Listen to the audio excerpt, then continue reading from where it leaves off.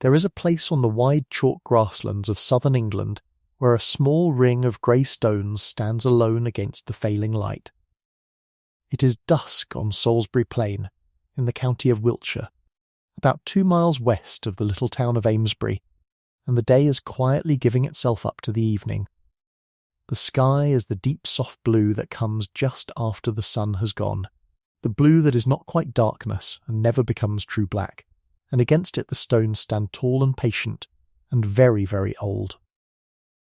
The wind moves across the open downland the way it has moved for thousands upon thousands of years, unhurried, going nowhere in particular, combing through the pale chalk grass so that the whole plain seems to breathe and settle. A late bird crosses the sky and says nothing. The great uprights catch the last of the light along one weathered shoulder, and the hollows between them fill slowly with a gentle rising mist, verdigris and silver, curling low around the base of the stones as though the ground itself were exhaling.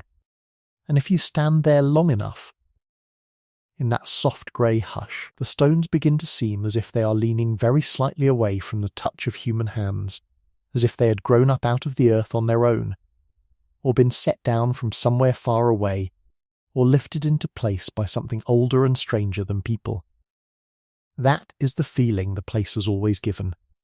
There is a stillness to it that goes deeper than mere quiet, the stillness of a thing that has been standing so long that the wind and the frost and the slow green lichen have all made their peace with it, that has watched the sun cross the sky more times than there are grains of chalk in the soil, and has simply kept standing. The grass at their feet is cropped close and pale, silvered where the last light touches it, and here and there a stone lies fallen and half sunk in the turf, resting on its side like something that lay down to sleep a very long age ago and was never woken. The tall ones lean at their own slight angles, none of them quite plumb any more, and the mist gathers thicker in the low places between them until the ring seems to float a little above the ground, unmoored from the ordinary evening. That is the feeling we are going to gently set aside tonight. Because the truth of these stones is warmer and slower and far more human than any of the whispers that have gathered around them, and it is exactly the kind of truth that is good to fall asleep inside of. Now this monument has always invited whispers, and there are 3 in particular that have followed it down the long centuries. The first is the whisper of magic. It says that the wizard Merlin in the old telling reached out his hand and carried these enormous stones through the air, all the way from a mountain in Ireland, and set them down here in a single night as a memorial for the fallen, a thing the old books called the Giant's Dance. The second is the whisper of the robed priests. It says that the Druids, those mysterious figures in white with their groves and their mistletoe, raised these stones for their secret rites and their sun worship, and that if you come at the right dawn, you are looking at something the Druids made. And the third is the newest whisper, the modern one, and it says that no ordinary people could ever have done such a thing at all, that the stones must have been raised by visitors from the stars, or by the survivors of some lost and drowned and cleverer race that has since slipped beneath the waves of history. It is a strange thing to say, but the third whisper is in some ways the oldest impulse wearing the newest clothes, because underneath the flying saucers and the sunken continents it is really the very same idea that Merlin once carried. The idea that the doing of this was too great for the hands of the people who lived here, that it must have come from somewhere else, from someone else, from a power that was not simply human and patient and local. Each whisper flatters the stones by making them impossible, and the price of that flattery, always, is paid by the ordinary dead who actually lifted them. 3 whispers: magic, priests, and the sky. And here is the quiet thing they all have in common. The thing worth noticing without any scolding at all. Every one of them, however differently it dresses, gently lifts the real people out of the picture. Every one of them says, in its own soft voice, that the men and women who actually did this could not have been the ones who did this. And tonight, we are going to do the opposite. Tonight, we are going to put the real people, patiently, tenderly, back where they belong, which is at the very centre of the story, with the antler picks in their hands, and the chalk dust on their arms, and the firelight on their faces. But not yet. There is no hurry here.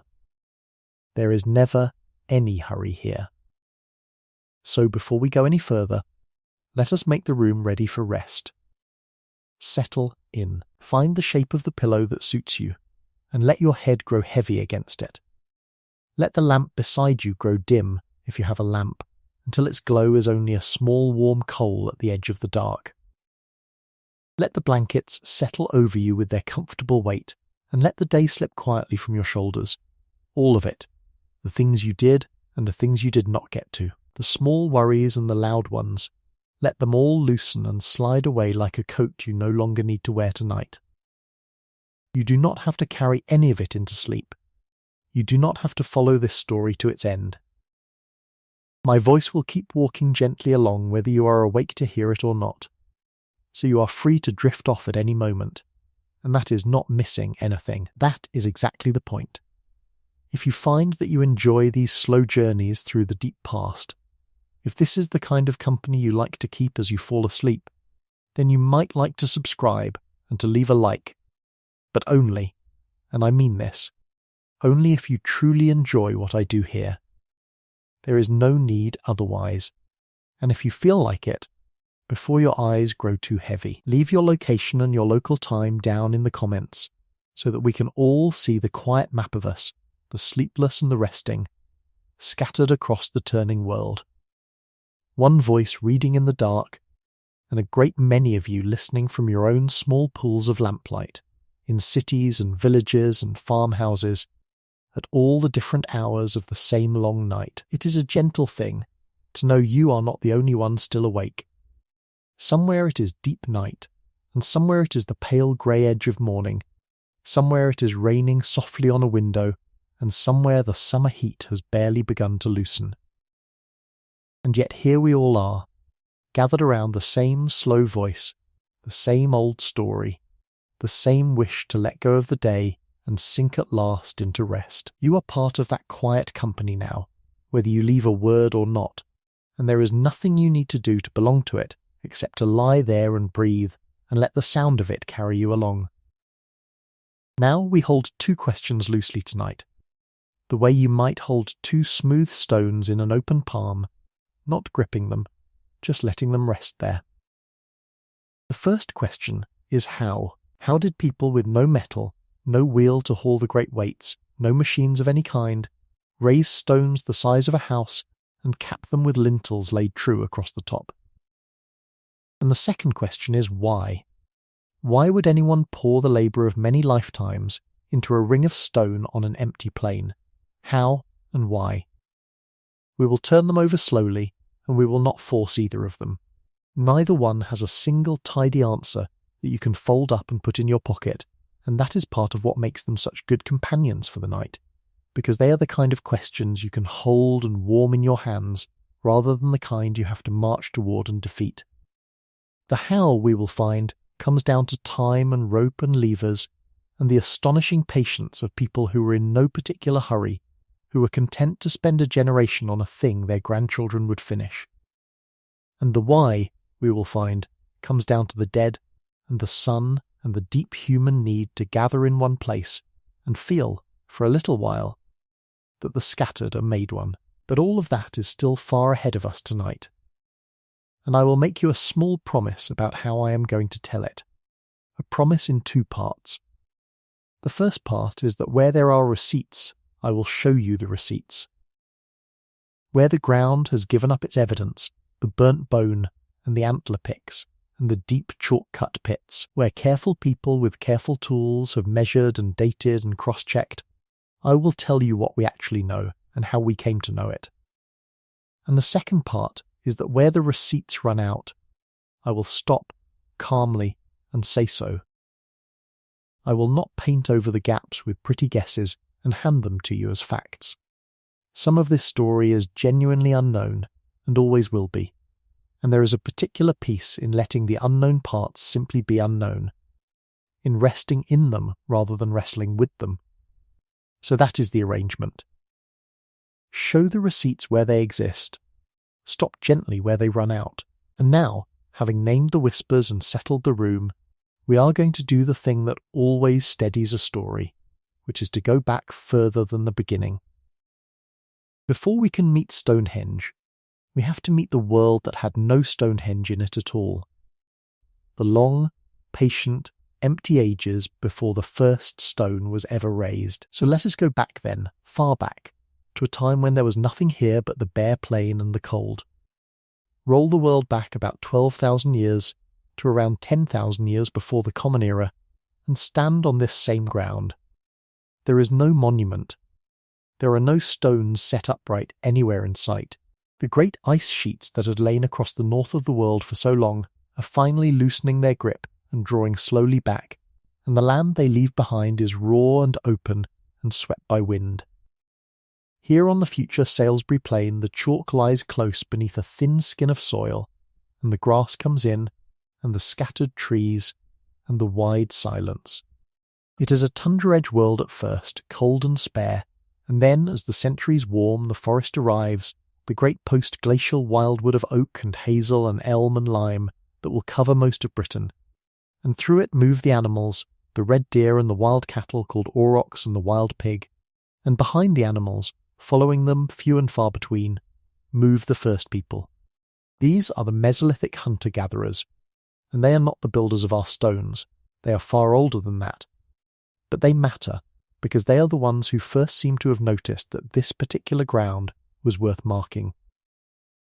They live lightly on the land, they do not farm, they do not settle in one place and stay, they follow the food and the seasons. They hunt and they fish and they gather the hazelnuts in their season, and they carry their small world with them on their backs. They know the plain as a hunting ground and a crossing place.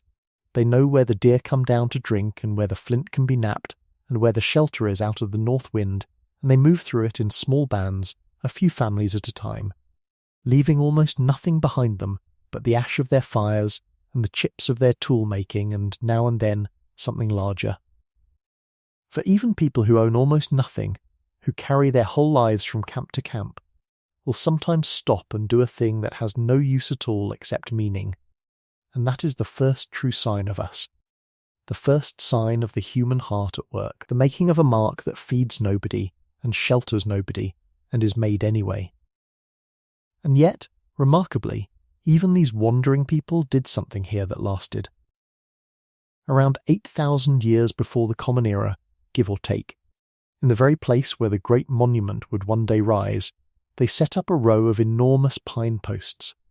Whole tree trunks stood upright in deep pits dug into the chalk, tall totem-like pillars of wood facing out across the plain.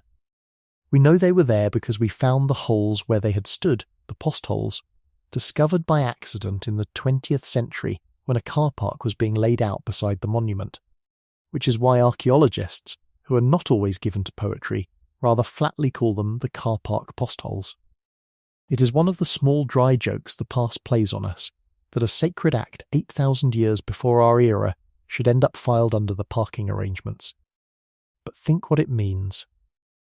Long, long before Stonehenge, before farming, before pottery, before any of it, wandering hunters looked at this stretch of open chalk and felt it was a place that deserved great standing posts, a place to be marked, a place that mattered. The plain was being chosen, quietly, thousands of years ahead of time. Then the posts rotted as pine will, and the people moved on, as hunters do, and for a long while the plain kept its own counsel. And then, slowly, everything changed, in the change that changes everything. Around 4,000 years before the Common Era, the first farmers arrived in Britain. This is the Great Turning, the coming of the Neolithic, the new Stone Age, and it did not begin here. It began far away and long before, in the warm lands around the eastern Mediterranean, in Anatolia and the Aegean, where people had learned across many generations to plant the wild grasses and keep the wild animals, to sow and reap wheat and barley, to herd cattle and sheep and pigs, to stay in one place and build. And from those first farming homelands the new way of living spread. Slowly, patiently, generation by generation, across the whole of Europe, up the great rivers and along the coasts, over hundreds and hundreds of years, until at last it reached the western edge of the continent and crossed the water to Britain. The people who brought it came in boats, with their seed grain and their livestock, and the study of ancient bone and ancient teeth now tells us that they were descended, in the long run, from those distant farming peoples of the Aegean, carrying that long inheritance in their blood and in their habits. They were not visitors from anywhere strange. They were farmers, come the long way round the world, looking for good ground. They brought with them a whole way of being that the old hunters had never known, the ownership of animals and the ownership of seed, the tie to one particular field that must be tended and returned to, the storing of grain against the winter, the keeping of milk and wool, and the slow patient arithmetic of the herd. They brought pottery, and the knowledge of how to make it, vessels of fired clay to hold the grain and the water and the milk. They brought the polished stone axe, ground to a keen edge over many hours against a wetted rock, an axe that could bring down a full-grown tree, which is a quiet revolution all by itself. Because the tree that has stood since before your grandmother was born can now be felled in an afternoon, and the forest that seemed eternal becomes a thing that human hands can open and shape. And on Salisbury Plain they found it. The chalk downland was open and light and workable, easier to clear than the heavy clay of the lowland forests, and good for grazing and for grain. So they set about the enormous slow work of clearing the wildwood, felling the trees with polished stone axes, burning and grubbing out the roots, opening the canopy to the sky, letting the grass and the crops come in where the shadow of the forest had been. It was the labour of centuries, quiet and unglamorous, an axe blow at a time, and it remade the land. And here is the thing that is easy to forget, the thing worth carrying with you as you drift, because it is the true foundation of everything that follows. These first farmers did not build Stonehenge. Stonehenge would not come for another 1,000 years and more. But they made the plain that Stonehenge would be built on, and more than that, they made the plain sacred long before a single Saracen stood upon it. Because the very first thing these farming people built, once they had a foothold, was not houses for the living. It was houses for the dead. They raised the long barrows. A long barrow is a great mound of earth and chalk, long and low like an upturned boat lying in the grass, sometimes hundreds of feet from end to end, and inside, in chambers of timber or of stone, they laid their dead, not as single graves but as communal tombs, the bones of many people gathered together over generations, ancestors kept close and honoured. These long barrows are older than Stonehenge by many centuries, and they began to dot the plain, humped green shapes on the skyline, the visible resting places of the forebears. And it seems to have mattered enormously to these people to be able to see the mounds of their ancestors on the land, to live within sight of their dead. There is something in that which reaches across all the thousands of years and touches us still. The wish to keep the beloved dead close, to give them a house that can be seen from the fields, to farm the same soil that holds them, and to feel them somehow present in the turning of the seasons. These were not people who buried their dead and hurried away and forgot. They gathered the bones of the generations into one long house of earth, and they tended it, and they came back to it, and they seemed to have opened it again and rearranged the bones within, moving them, honouring them, keeping them in use across lifetimes, so that a single barrow might hold the remembered dead of 200 years. The barrow was not a full stop. It was a kind of long, slow conversation with the departed that went on and on. They also dug the causewayed enclosures, great rings of ditch and bank, broken by many gaps or causeways, where it seems people came together at certain times from across the country, to feast and to trade and to bury and to mark the passing seasons, gathering places for the scattered farming communities to become. For a little while, one people. And then, most astonishing of all, and most easily overlooked, they made the cursus.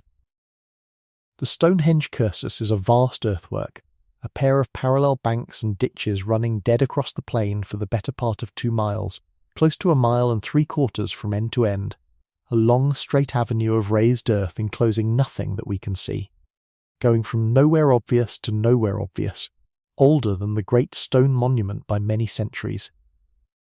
Antiquarians who found it long afterwards thought it looked like a Roman racecourse, which is what the Latin word cursus means, and the name stuck, though it had nothing to do with racing and nothing to do with Rome. We do not fully know what the cursus was for.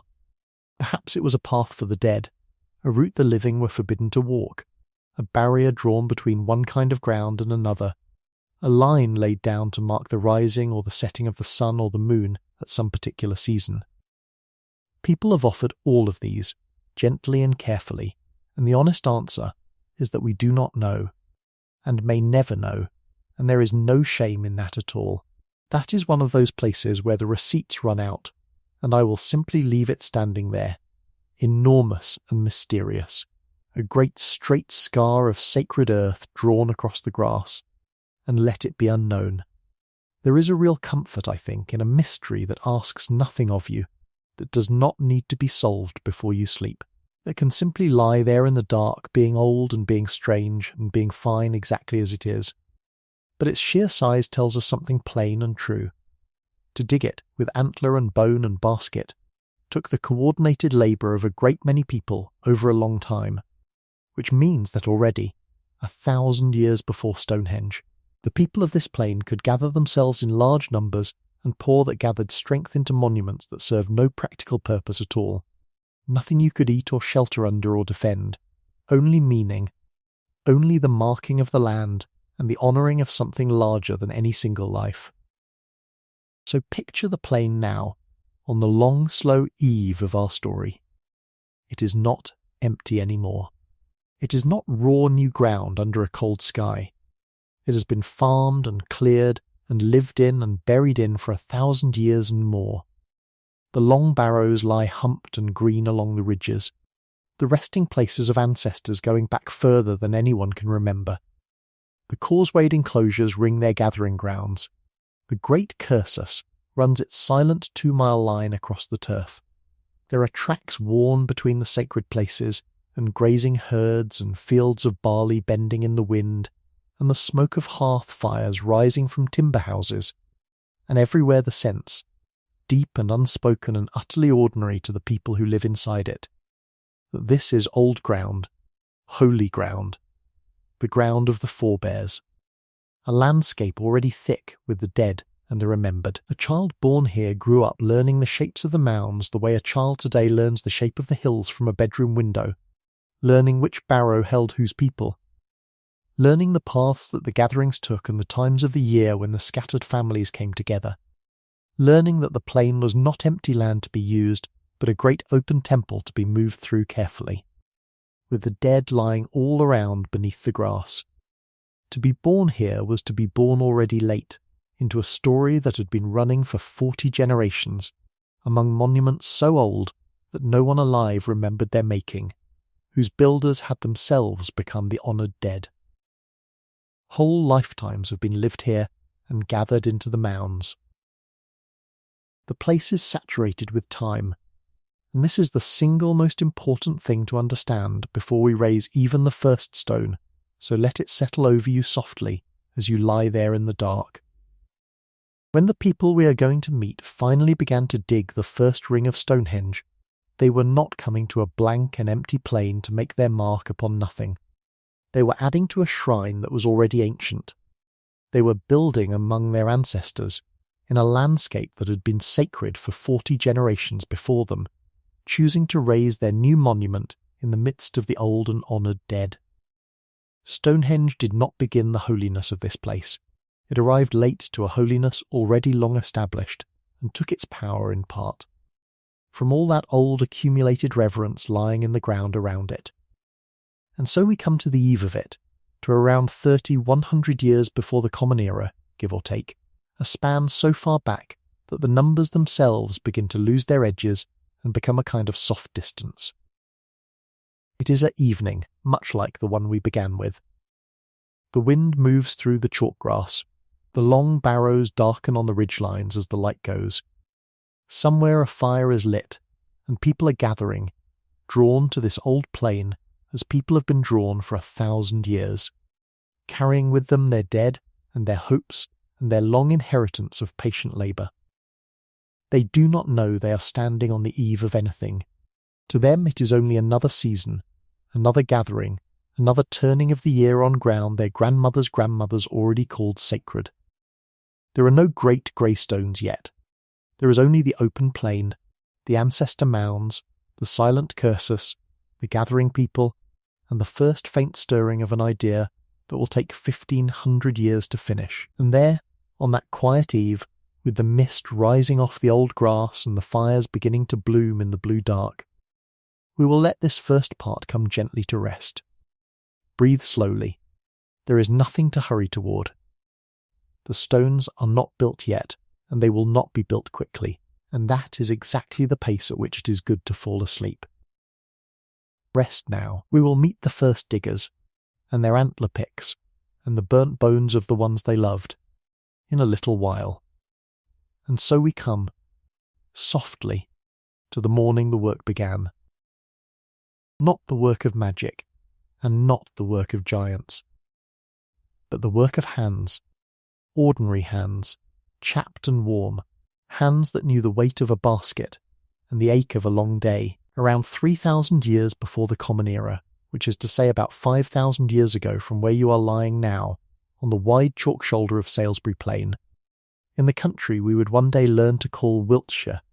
The people who already lived among the old barrows and the older grass gathered at a chosen place and decided, together, to mark it. They did not leave us their names. They did not leave us their reasons written down, for writing would not reach this island for thousands of years yet. But they left us the ground itself, cut and shaped, and the ground has been patient, and the ground remembers. What they made first was not a ring of great stones at all. That is the thing the whispers always get wrong, and we can lay the first whisper down here, gently, like setting a sleeping child on a bed. Before the towering sarcens, before the famous silhouette that sits on postcards and biscuit tins, there was only earth and chalk and the turning of the seasons, and a decision to dig. The first Stonehenge was a shape drawn in the skin of the land, a great circle scored into the downland, and it began, as so many important things do, with someone pacing out a curve in the grass, and someone else agreeing that yes, here, this is the place. They laid out an enormous ring, something on the order of 100 metres across, a little over 330 feet, if feet are easier to picture, wide enough that a person standing at one side would see the people on the far side made small by distance, small and unhurried and busy. And then they began to dig. Their tools were not iron, because iron was unknown to them, and not bronze, because bronze had not yet arrived on these shores either. Their tools were the gifts of the animals and the land around them. The chief of these was the red deer antler pick, and it is worth resting on for a moment, because it is such a humble, clever thing. Each autumn the red deer of the wildwood shed their antlers, dropping them in the leaf litter as easily as we might set down a coat, and the people gathered them. An antler, thick at the base where it once crowned the stag's brow, tapering to a stout tine, is a natural pickaxe, already the right shape, already strong, already balanced for a human grip. They took the antler and they swung it into the chalk, and the chalk, which is soft as these things go, gave way. Beside the antler picks they used oxbone shovels, the broad shoulder blades of cattle, the scapulae, flat and wide and just the size of a working hand and forearm, perfect for scooping loosened rubble up and out. There is a quiet comedy in it, if you like, that the two most important machines in the raising of the most famous monument in the world were a deer's cast-off headgear and a cow's shoulder. No forge, no factory, no delivery of specialist equipment. Only the plain and its creatures, and people who had learned across many generations exactly what the plain could give. They dug a ditch, and just inside the ditch they heaped a bank, and outside the ditch a lower bank as well, so that the whole made a circle of raised earth about a hollow, the form the archaeologists would one day name a henge, a word coined, rather charmingly, from Stonehenge itself. so that this place is the thing all the other henges are named after. The pattern rather than a copy of the pattern. But we are getting ahead of ourselves, and there is no need to hurry.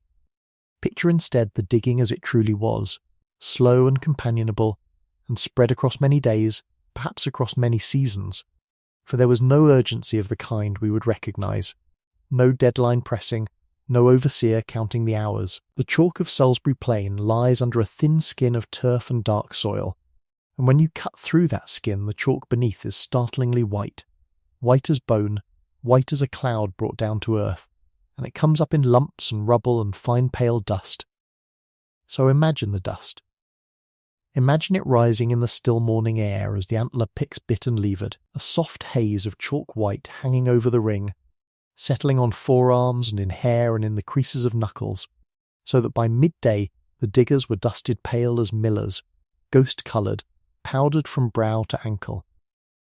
Imagine the sound, too, which is the sound that would have carried across the plain to anyone approaching, not the clang of metal, but a duller, softer music. The knock and scrape of antler on chalk, the rhythmic tock-tock-tock of picking, the swish and thud of shovelled rubble tipped into baskets, the low murmur of people working side by side. Baskets of woven willow or hazel, carried on the hip or the shoulder, filled with broken chalk and hauled up out of the deepening ditch and emptied onto the growing bank, again and again and again. The patient arithmetic of moving the inside of a circle to its edge, one basket at a time.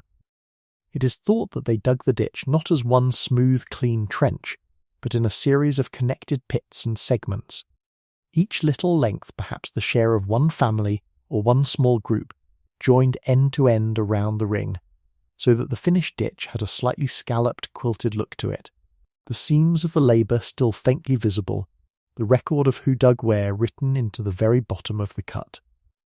And think too of the days that held the digging, the long ordinary days that the ground remembers, though it cannot tell them. There would have been mornings when the mist lay so thick on the plain that the far side of the circle vanished, and the diggers worked half blind in a soft white world, hearing one another before they could see one another. There would have been high blue afternoons when the larks went up singing over the grass, and the sun stood warm on bent backs, and the work went easy and the talk ran on. There would have been rain, this is England after all, and the plain has never been shy of weather, and the chalk would turn to a pale slurry underfoot, greasy and clinging, and the baskets would grow heavy and sodden, and the diggers would haul their loads up banks gone slick as butter, and someone would slip and there would be laughter. The laughter of people who work together and know each other's every stumble. There would have been food carried out to the ring at the middle of the day, whatever the season gave, bread of coarse ground grain, curds and soft cheese from the cattle, perhaps a little meat, hazelnuts gathered from the woodland edge and cracked between two stones. There would have been children underfoot, as there always are, carrying small baskets in imitation of the grown ones, or getting splendidly, thoroughly filthy in the fresh chalk, which is a thing children have done with fresh chalk for 5,000 years and will presumably do for 5,000 more. The work was not misery. We must be careful of that. We have inherited, from certain old paintings and certain old films, a picture of ancient labour as a thing of groaning ranks and cracking whips, of the many suffering for the vanity of the few. There is nothing here to support that picture, and a great deal to argue against it. These were not slaves driven to a task they hated. These were communities, related and allied, doing together a thing they had chosen to do, for reasons that mattered to all of them, at a pace they set themselves, and the doing of it, the very gathering to dig, was likely as much the point as the finished ring. To work beside your neighbours at a great shared task, out under the open sky, with the dead of your people as the reason, that is not a burden anyone needs a whip to compel. That is a thing people walk miles to be part of. And at the base of the ditch, in among the rubble, they laid things down. Antler picks, the very tools of the work, placed deliberately at the foot of the digging, some of them worn to smoothness by use, some barely touched. Ox jaws and ox bones. Placed, not dropped. arranged with a care that tells us the digging was never merely digging. There was meaning in the ground even as it opened. Perhaps the tools were thanked. Perhaps they were given back. We cannot hear the words, and we will not pretend to. But those buried antler picks turned out to be the greatest of gifts to the people who came far later with their own patient tools, because antler is bone, and bone was once alive, and anything once alive carries within it a slow clock, the steady tick of radiocarbon that lets us read thousands of years on. Roughly when the creature died and its antler was laid in the earth. So the very picks the diggers set down at the bottom of the ditch became, across 5,000 years, the pages on which the date of their labour was written. They could not have known. They were simply being careful, and being reverent, and being tidy, and their carefulness reached forward across all that time and handed us a date. That is a kind of magic, if you insist on the word, but it is the ordinary magic of evidence, of a thing kept safe in the ground, and not the magic of wizards at all. Now, just inside the inner bank, around the sweep of that great circle, the people dug a second, smaller thing, a ring of holes, round-bottomed pits spaced fairly evenly around the whole circuit.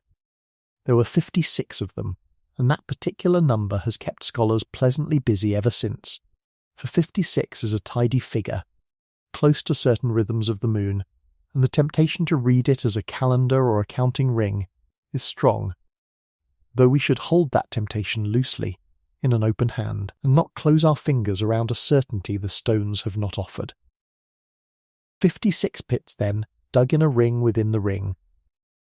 We call them the Aubrey holes, and here a small confession of names is in order, the sort of thing that happens all through the long life of this monument. They are named for John Aubrey, an Englishman of the 17th century of our own era, a curious, scattered, delightful man who wandered the plain with his notebooks some 4,500 years after these pits were dug, and noticed faint dimples in the turf where they had settled, and wrote them down. He did not make them. He was late to the party by an almost comical margin, later than we can easily hold in the mind, but he looked, and he recorded, and so the pits carry his name down to us, the name of the noticer rather than the name of the maker, which is only fair, since the makers left us no name to carry. What the Aubrey holes originally held is one of the gentle open questions of the place.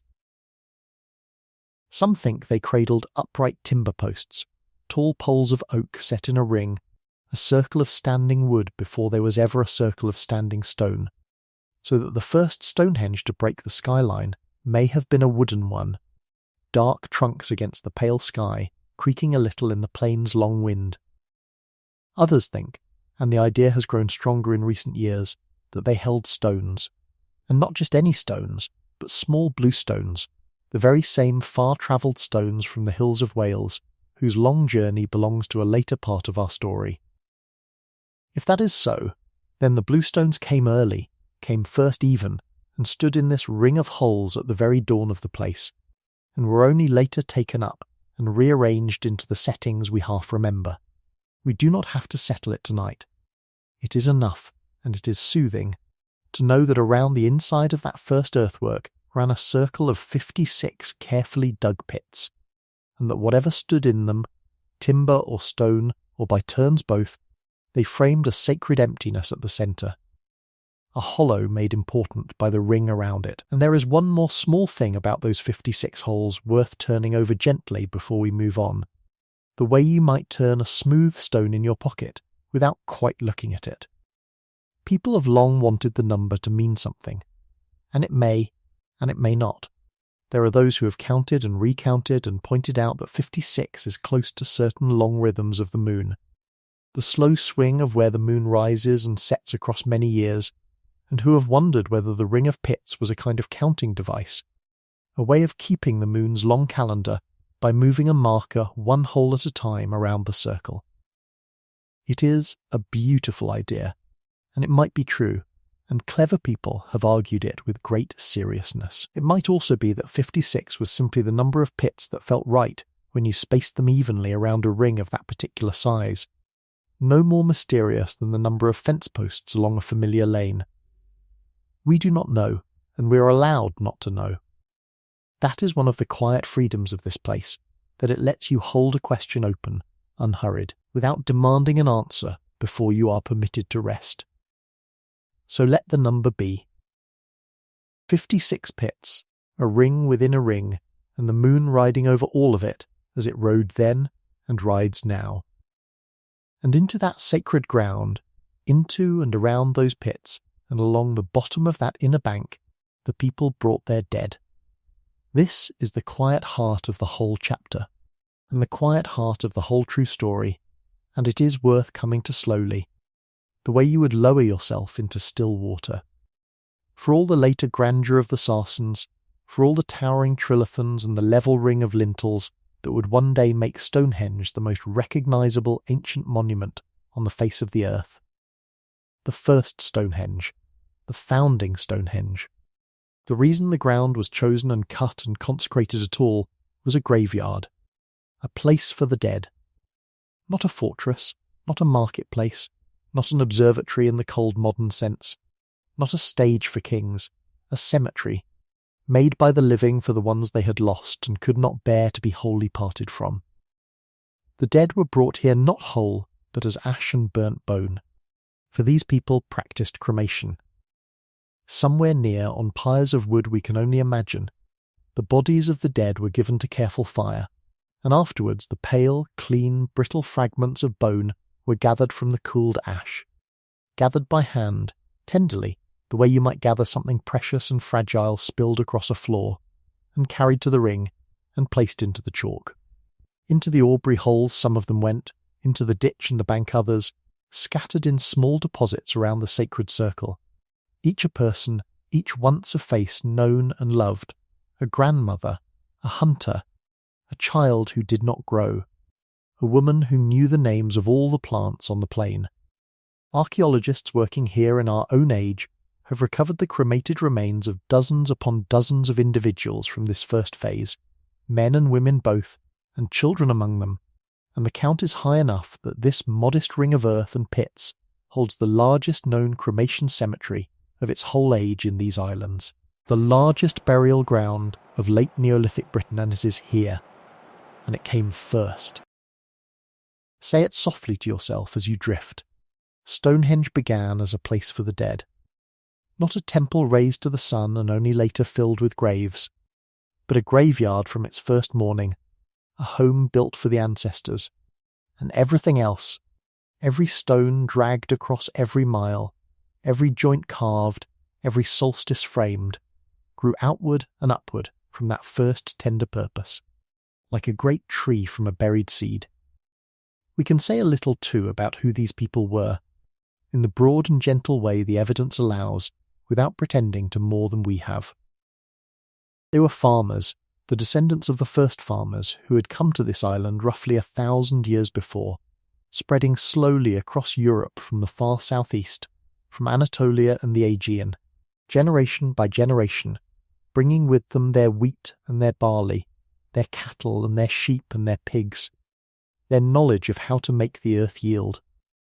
By the time of the first ditch these were not newcomers, but people long settled, people whose grandparents' had been born on this plain, who knew every fold and hollow of it, every spring and every stand of woodland, every barrow raised by the older dead. They were not primitive, whatever that tired word is supposed to mean. They were skilled and observant and organised. They could fell trees and work wood and weave baskets and fire pottery, and read the sky and the seasons with a fluency we, with our clocks and our calendars printed on paper, have largely and comfortably forgotten. They were, in short, capable people doing a considered thing, and the ring they cut into the chalk is not the fumbling of savages, but the deliberate work of a society that knew exactly what it was about, even if it never told us in words we can read. There is a particular tenderness in the details, if we let ourselves rest among them. The bone was burnt, yes, reduced by fire, but it was not discarded. It was gathered. Someone knelt in the grey ash when it had cooled and picked out the fragments of a person they had loved, and did not leave them to the wind.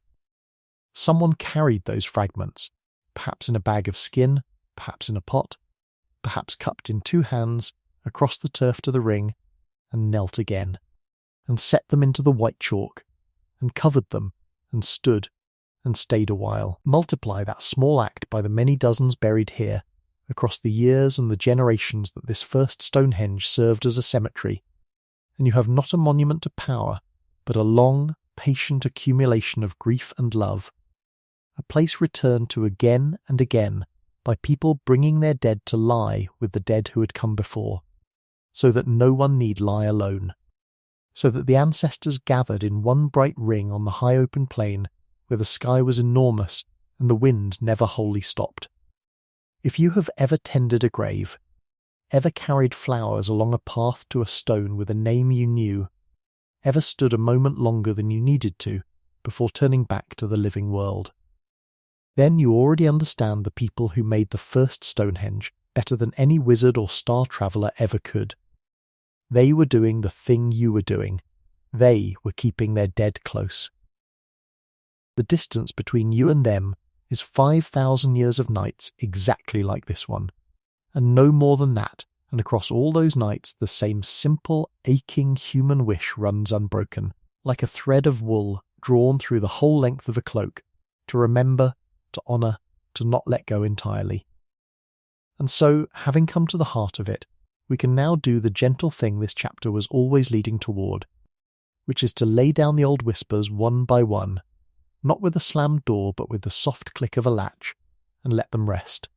Cast your mind back to the beginning, to that first still image of the grey stones standing alone on the moonlit plain, seeming, or so the old feeling went, to lean away from human hands, as if no ordinary person could have set them there, as if they had grown from the ground or fallen from the sky or been conjured by an art now lost. Hold that feeling kindly, because it is a real feeling and a natural one, the feeling that great old things must have great strange origins. And then let the ground we have just walked over answer it. The stones did not lean away from human hands. They were raised by human hands, and before the stones this whole place was shaped by human hands, chalk-dusted and antler-calloused, digging a ring for their dead in the soft white rock of their own familiar plain. Every basket of rubble was carried by someone. Every pit was cut by someone. Every fragment of burnt bone was gathered and placed by someone who had loved the person that bone had been. There is no gap in the story where a wizard is needed. Merlin, that famous conjurer of the medieval imagination, said by a later storyteller to have flown the stones by magic from a far country and set them down in a single wondrous night. Merlin belongs to a tale spun thousands of years after the first ditch was dug, a tale told by people who, gazing at the great ring, could not imagine the patient reality, and so reached for a marvel instead. It is a lovely story. It is not this one. And the Druids, those robed priests of the deep imagination, so firmly attached to Stonehenge in the popular mind that many a person today would swear the two grew up together. The Druids were not here either, not at the founding, not for the digging of this ditch, not for the burying of these dead.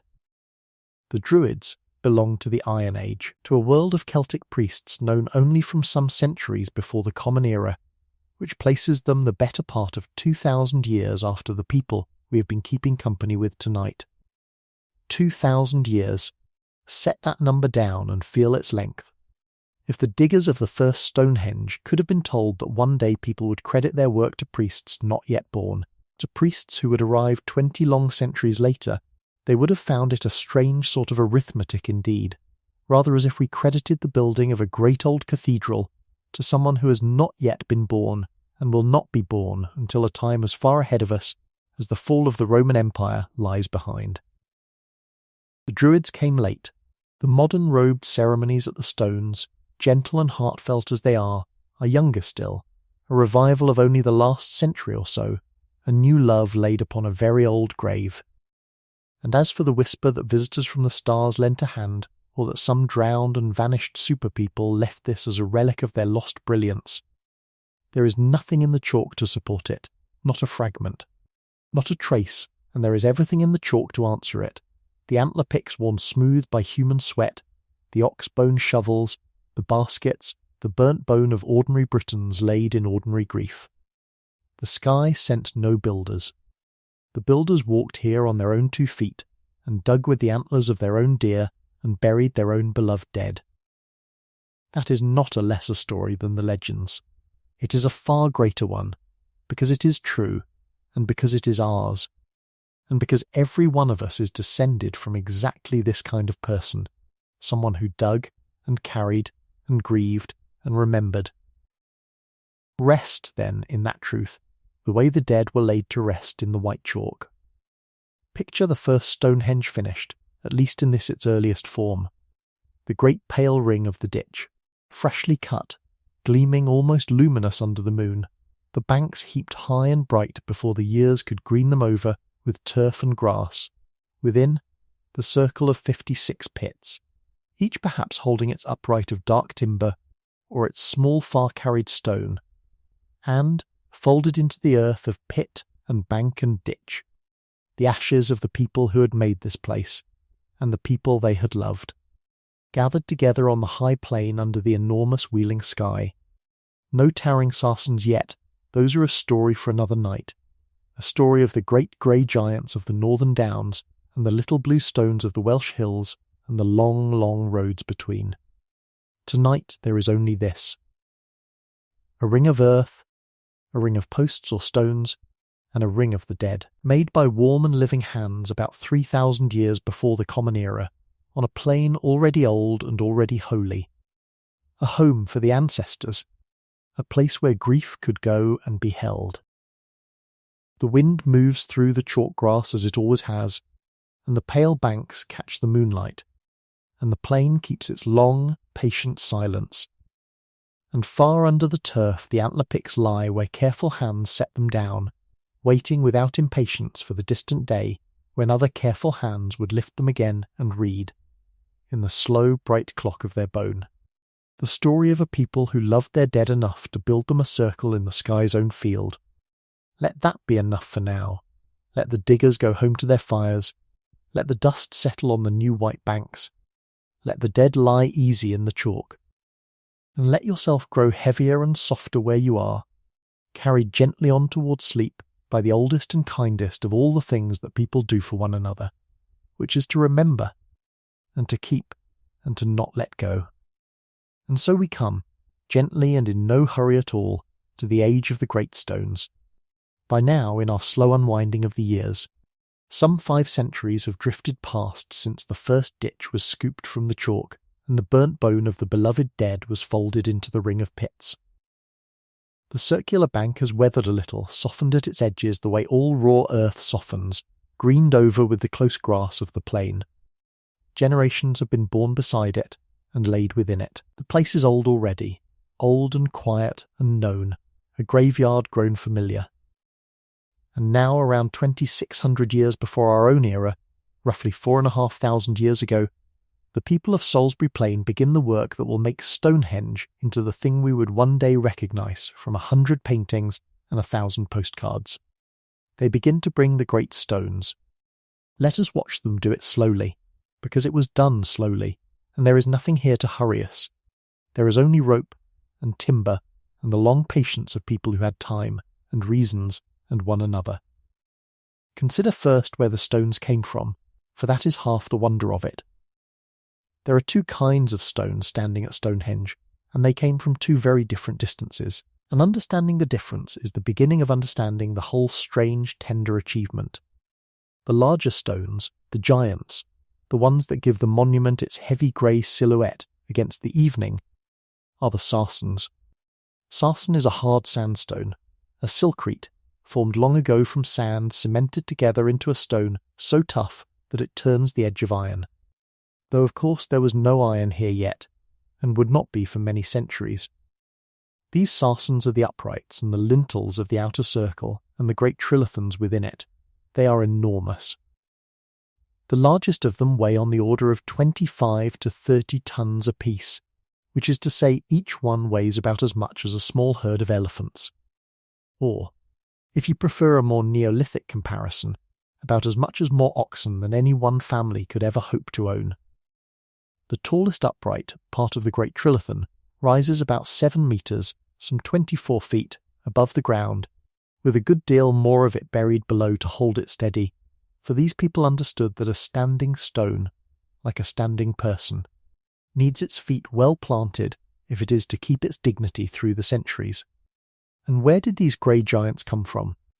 Not from far away as such things go, but not from underfoot either.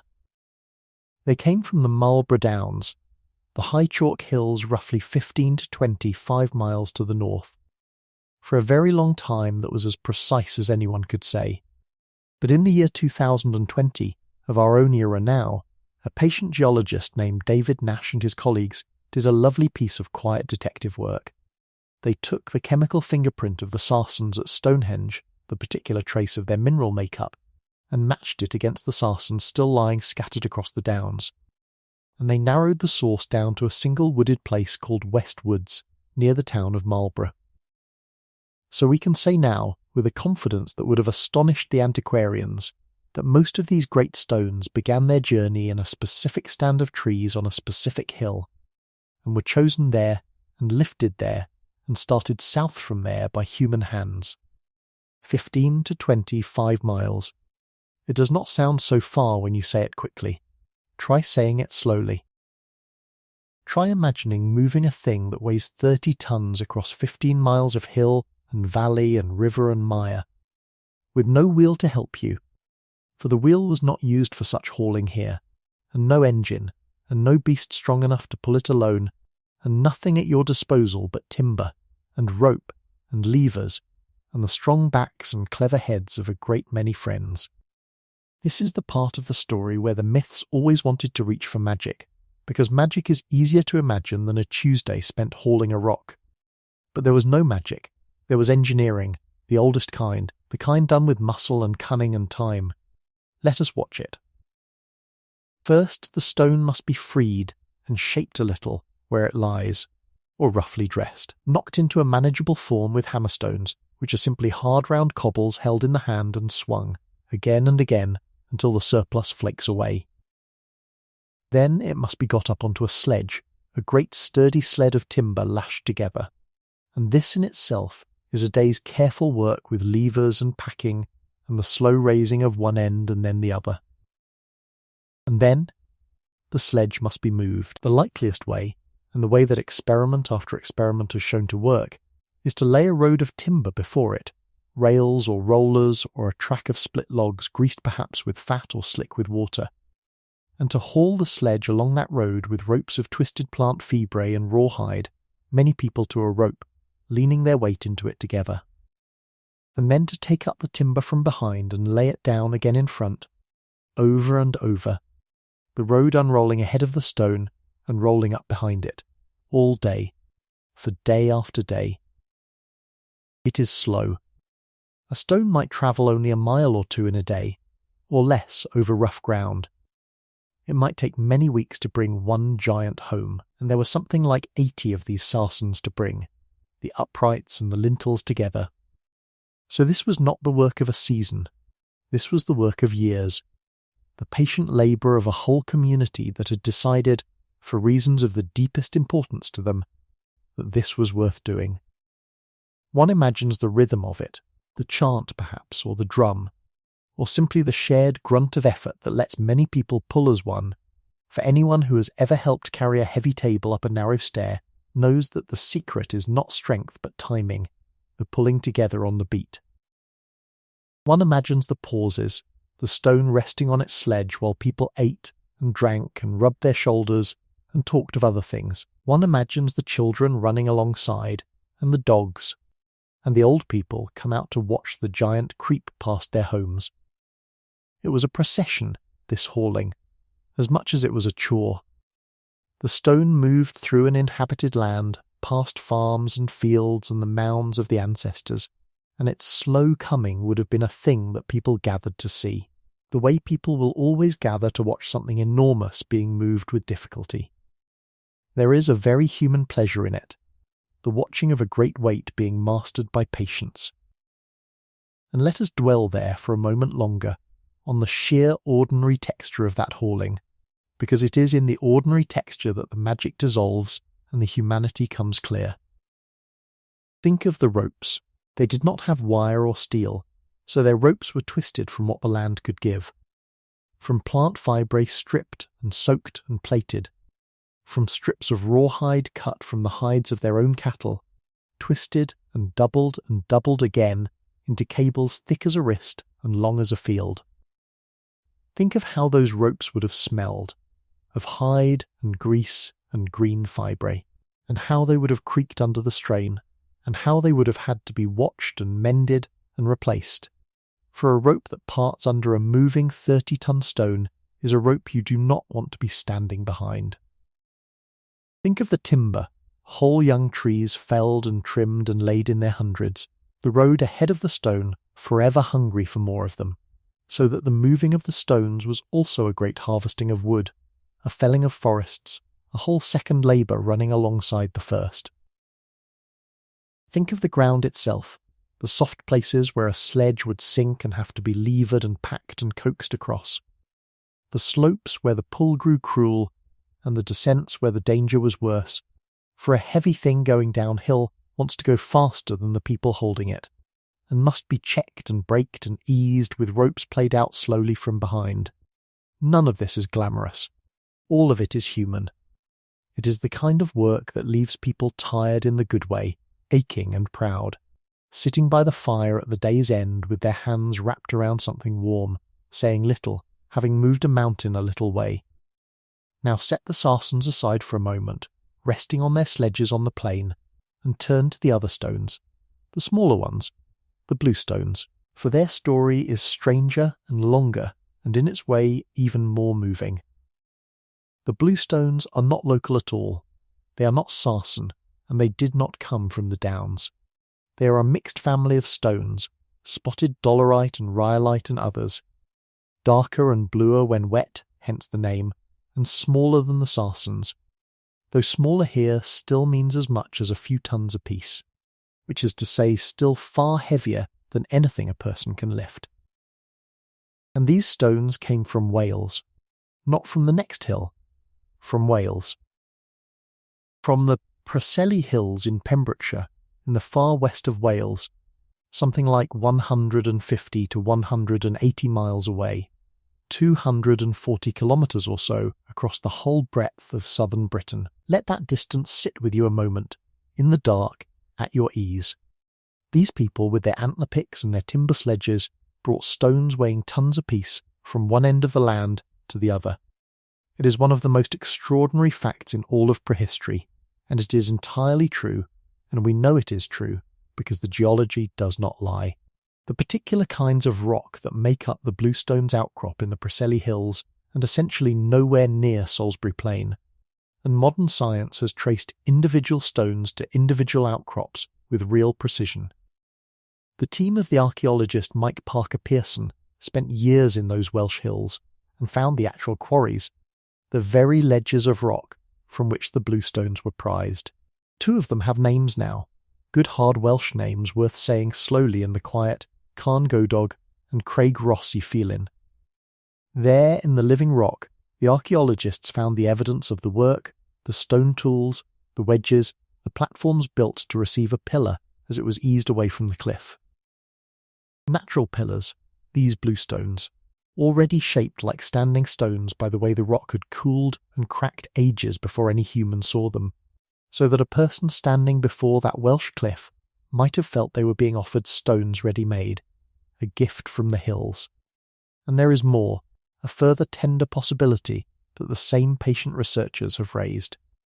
Not far from those quarries lies a place called Warn Morn, where once stood a stone circle of its own, an early Welsh circle since dismantled, its stone holes empty, and some of those empty holes seem to fit the bluestones now standing at Stonehenge, as a socket fits a bone.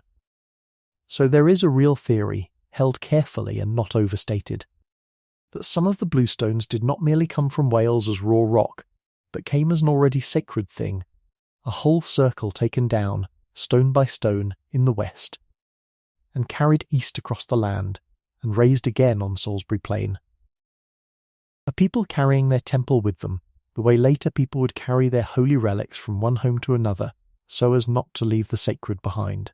Whether or not that lovely idea proves true in every detail, the plain fact of the distance remains, and it remains astonishing. Once we thought perhaps the bluestones had been floated round the coast on rafts, carried by sea most of the way, and it made a certain sense, for water carries weight so much more kindly than land. But the sea route is now doubted, and the growing view is that they came overland, the long hard way, dragged on sledges over the hills and through the valleys of Wales and the west of England, the same slow unrolling road of timber, mile after patient mile, for weeks that must have stretched into months. Whichever way they came by human effort, and that is the point that all the magic in the world was invented to avoid. And it is worth sitting a while with the strangeness of the choice itself, quietly in the dark. For there was good stone nearer to hand than Wales. There were Sarsens on the very downs above them.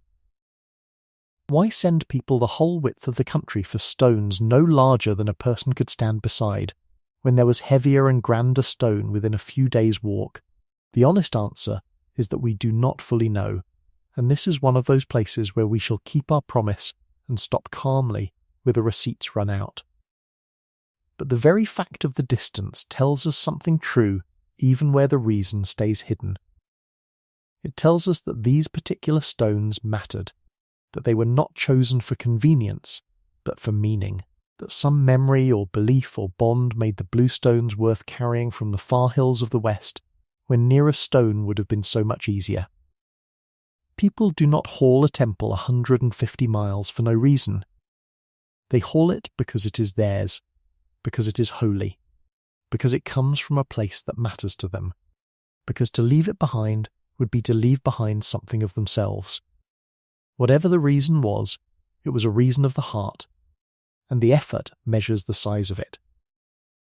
That too is a very human thing, and a gentle thing to rest upon, that the hardest labour in the whole enterprise was spent not on the biggest stones, but on the ones carried farthest, the ones that must have meant the most. So now, in our unhurried imagining, the stones are gathered on the plain, the local giants from the north and the far-carried bluestones from the west, lying about the old cemetery like sleeping animals, waiting, and now begins the shaping and the raising, which is where the real artistry shows.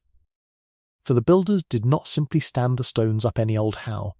They dressed them, worked their surfaces with those same patient hammerstones, pounding away the rough hide of the rock to leave the faces smoother and the forms truer, a labour of unimaginable tedium and unmistakable love, for no one pounds a 30-ton stone smooth by hand, unless they care very much how it will look. Consider what that dressing actually meant, day upon day, in the plain arithmetic of it. A hammerstone is only a cobble. You hold it, and you raise it, and you bring it down upon the face of the sarsen, and a little dust and a small flake come away, and you do it again, and again, and again, 10,000 times and 10,000 more, your arm burning, your ears full of the dull knock of stone on stone, the pale dust settling on your skin and in your hair and at the back of your throat. It is the kind of task that dissolves time, that a person falls into and looks up from hours later, surprised at the sun. And when at last one face is true, there is the next face, and the next stone, and 80 stones in all, and the smaller bluestones besides. The mind rather reels at it, and then, softly, stops reeling, and simply accepts that these people were not in the hurry that we are always in, that they measured their great works not in weeks or seasons but in the turning of whole lives, and that a thing worth doing was worth doing slowly and doing well. There is a lesson in that, perhaps, for those of us lying awake, but we shall not press it. We shall only notice it, the way you notice a warm patch of sun, and let it be. And then, most wonderful of all, they joined the stones together with the joints of carpenters. This is the detail that undoes people, quietly, when they first understand it. The lintels, the flat stones that lie across the tops of the uprights, were not merely balanced there, they were fixed. On the top of each upright the builders carved a projecting knob, a bump of stone left standing proud, and into the underside of each lintel they hollowed a matching cup, and they set the one into the other, so that the lintel could not slide off. This is a mortise and tenon joint. The tenon the knob and the mortise the hollow, and any carpenter would know it in an instant, for it is how you join a leg to a table or a rail to a post.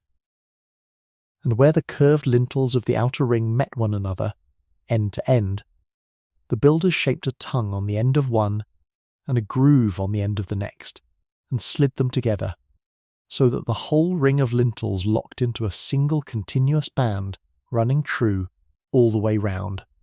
Tongue and groove, the very joint that holds a wooden floor together. These are woodworkers' joints worked in the hardest stone in Britain, by people who thought like carpenters because they built in timber every day, and who carried the habits of wood into stone as naturally as we carry the habits of our own crafts into whatever new thing we make.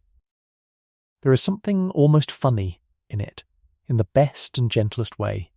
All that magic the legends wanted, wizards and giants and stars, and the truth is a joiner's trick, a knob and a hole, the same honest joint that holds up 10,000 kitchen tables.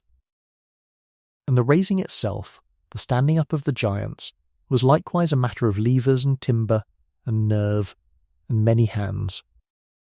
First a great pit was dug where the stone was to stand, one side of it cut as a smooth ramp so the stone could be slid down into it, the far side reinforced against the shove.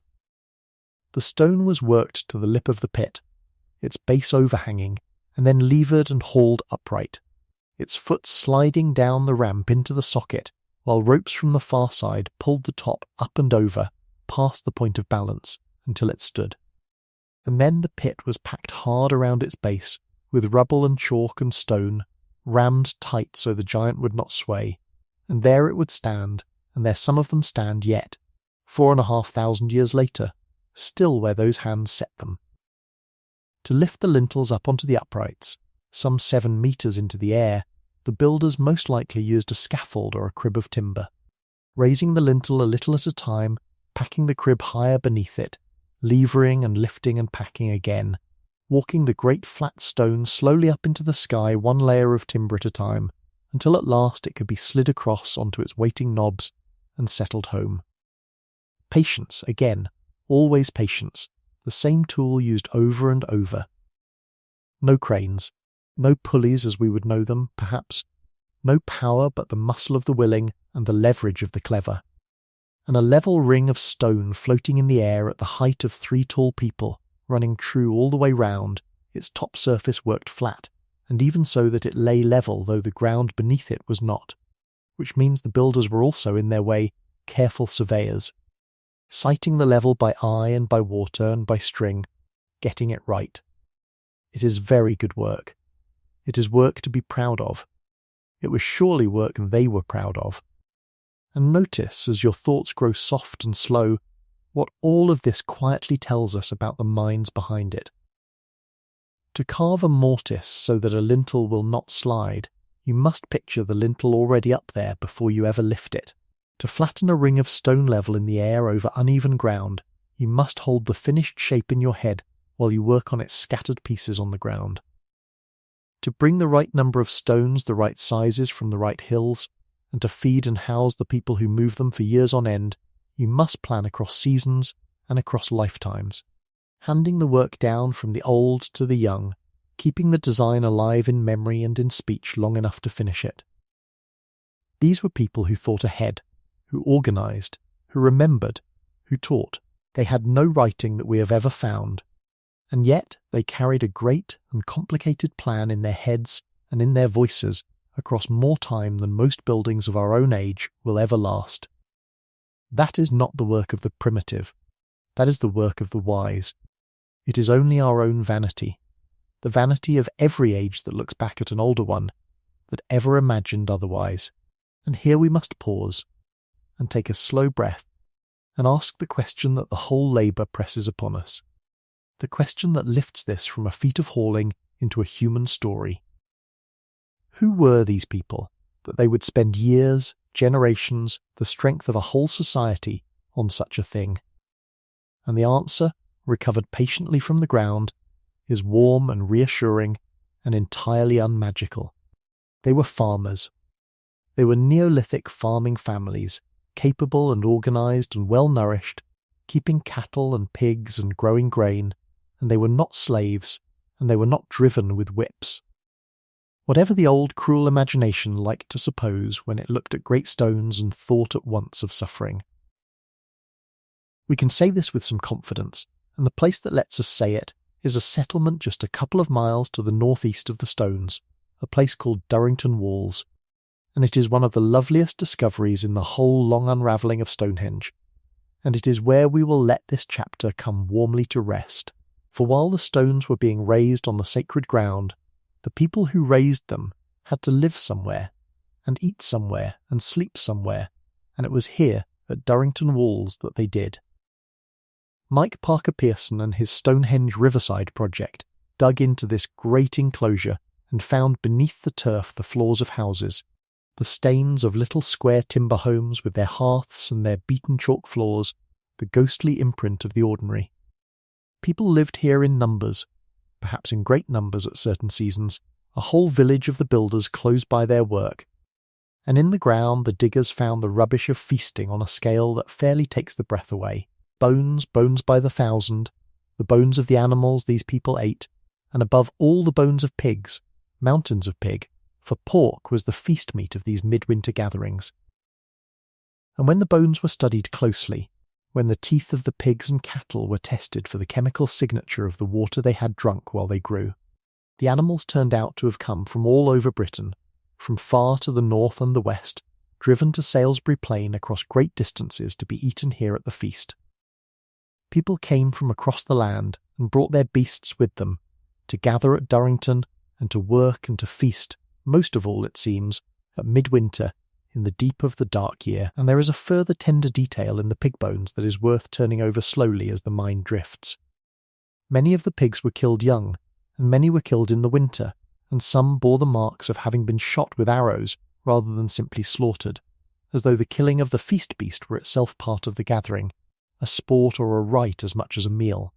Picture it, gently, without alarm, the cold clear days near the shortest day of the year, the fires banked high, the whole plain smelling of roasting pork, the great enclosure loud with people who had walked for days to be there, driving their pigs before them from the ends of the island. It was a homecoming, and a holiday, and a labour, and a holy time, all folded together, the way the deepest human occasions always are. And the feasting was generous, wastefully generous, the sort of generosity that is itself a message, for a people who feed their guests until the bones pile high are a people saying something about who they are and what they can afford, and how much they honour the coming together.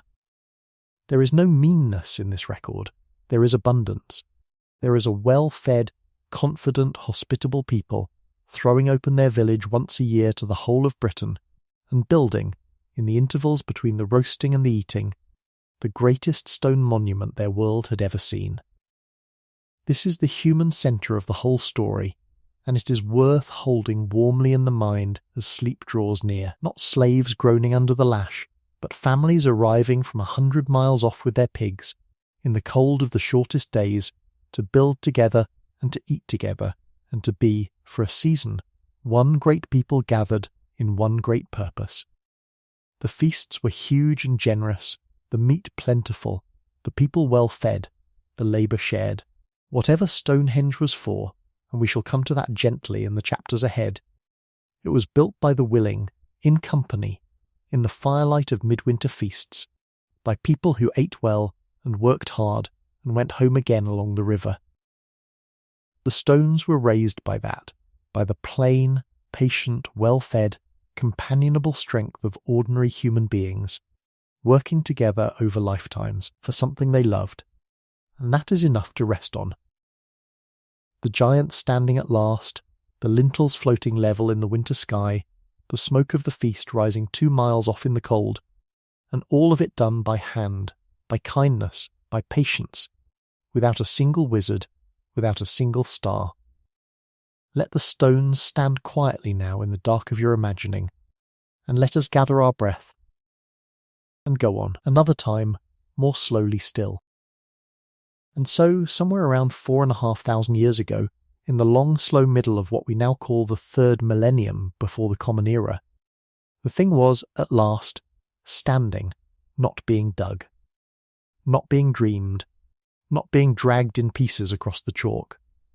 Standing, if you had walked up the gentle rise of the plain on a clear evening in those years. Around 2500 before the Common Era, you would have seen it from a good way off, catching the last of the light, and you would have known at once that you were looking at something finished. There is a particular quality to a completed thing that an unfinished thing never has.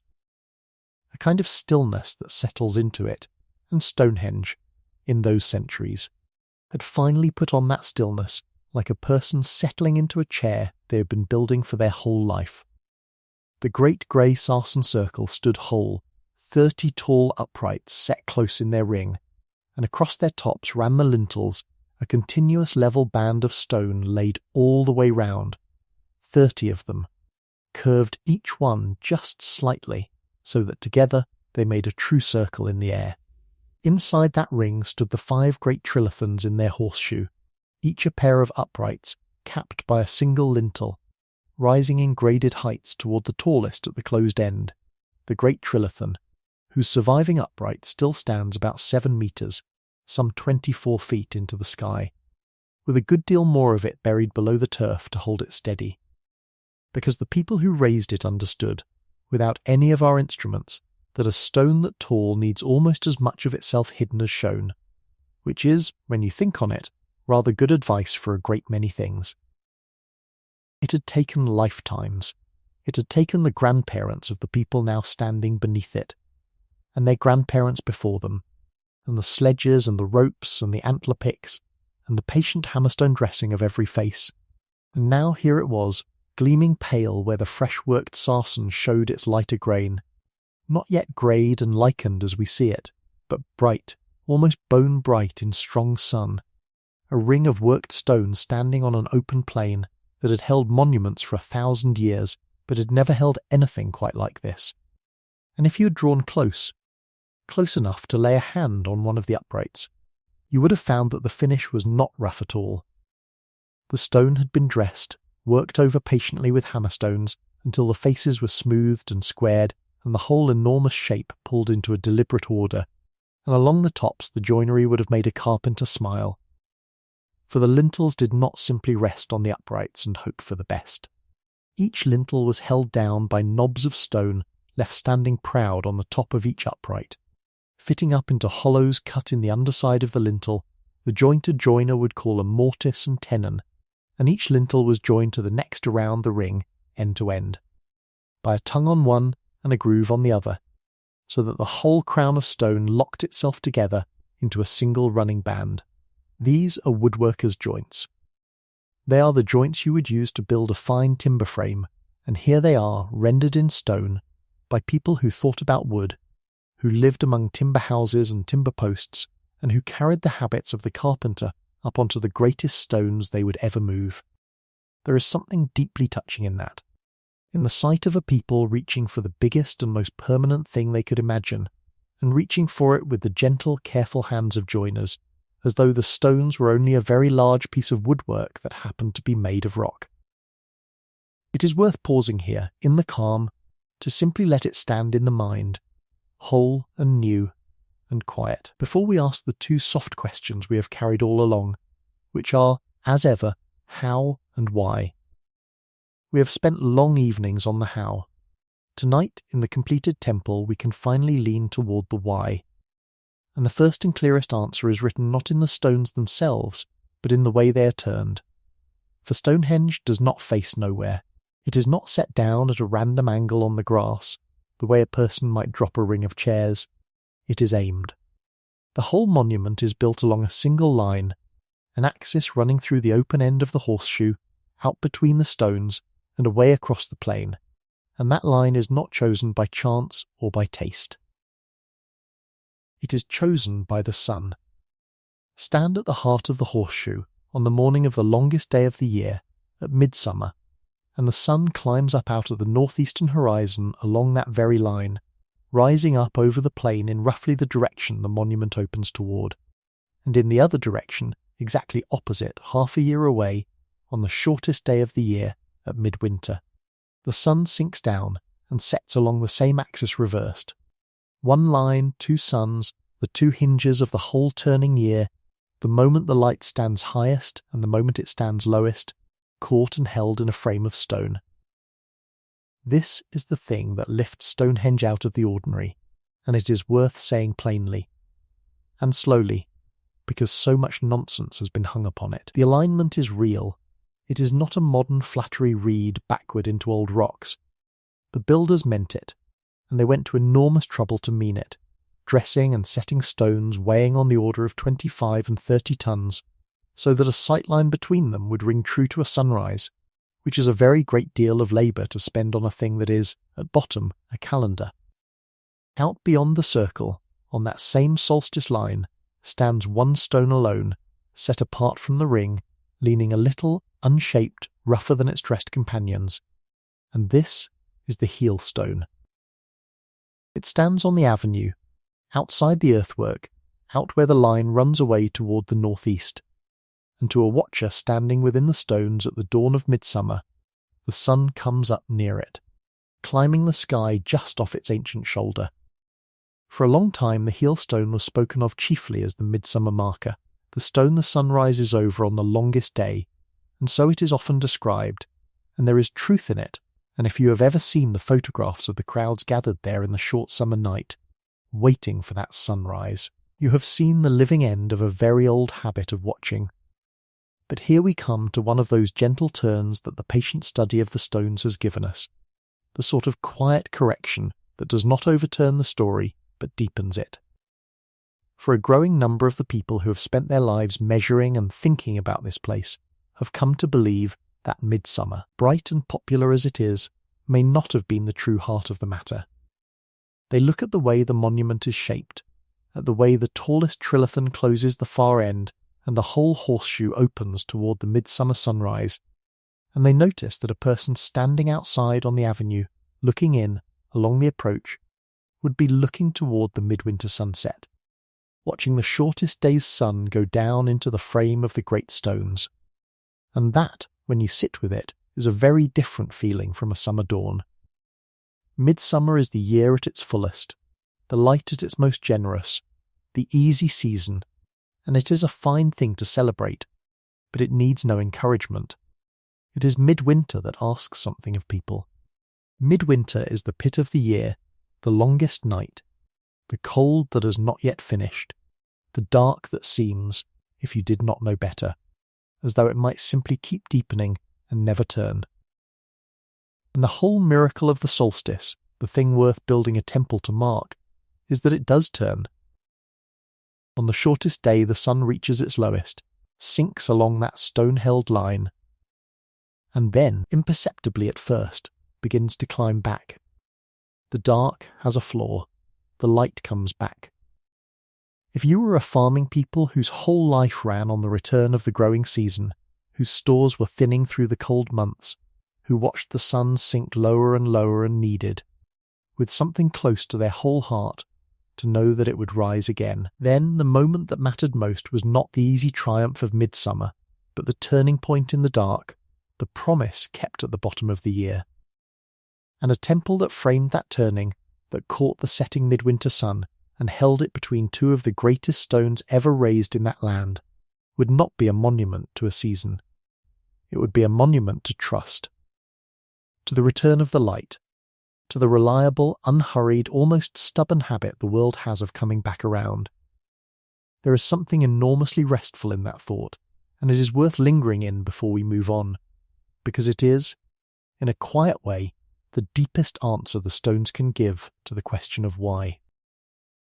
They were raised, at least in part, to say a simple thing to frightened people in the cold, which is that the dark is not the end of the story, only the middle of it, and that the light has always come back, and will. And notice, too, how much certainty was built into the design, how sure of the sky the builders must have been. To align a monument to a sunrise you must first have watched that sunrise, not once but across many years, marking where on the horizon the sun stood at its furthest point, and returning to check that it stood there again, and again, a whole slow patient science of watching handed down through the generations until the people were confident enough of what the sun would do to bet 30-ton stones on it. They were right. That is the quietly astonishing thing. The sun has kept the appointment. Nearly 5,000 years on the morning of the longest day, the light still comes up along the line those watchers drew, and on the shortest evening it still goes down between the stones, exactly as they said it would, which is a very long time for a promise to hold. There were no instruments in this, no lenses, no numbers written down, only human eyes and human memory and human patience, generation lending its knowledge to generation, until the pattern of the sky was known well enough to be carved into the ground. It is easy, in our own hurried age of clocks and screens, to think of those people as simple. Standing beneath a monument they aimed at the sun with nothing but their own remembering, one begins to suspect it was rather the other way around. Now, a calendar in stone is a wonderful thing, but people do not haul 30-ton sarcens 20 miles across a plain merely to know the date. The solstice line is the skeleton of the meaning, but there is flesh on it. And to find the flesh we have to leave the stones for a moment and walk, which the builders themselves clearly did, along a road they made for exactly that purpose. For running away from the northeastern entrance of Stonehenge, out along that same solstice axis, is an earthwork of 2 low parallel banks with ditches, a made way, a processional road.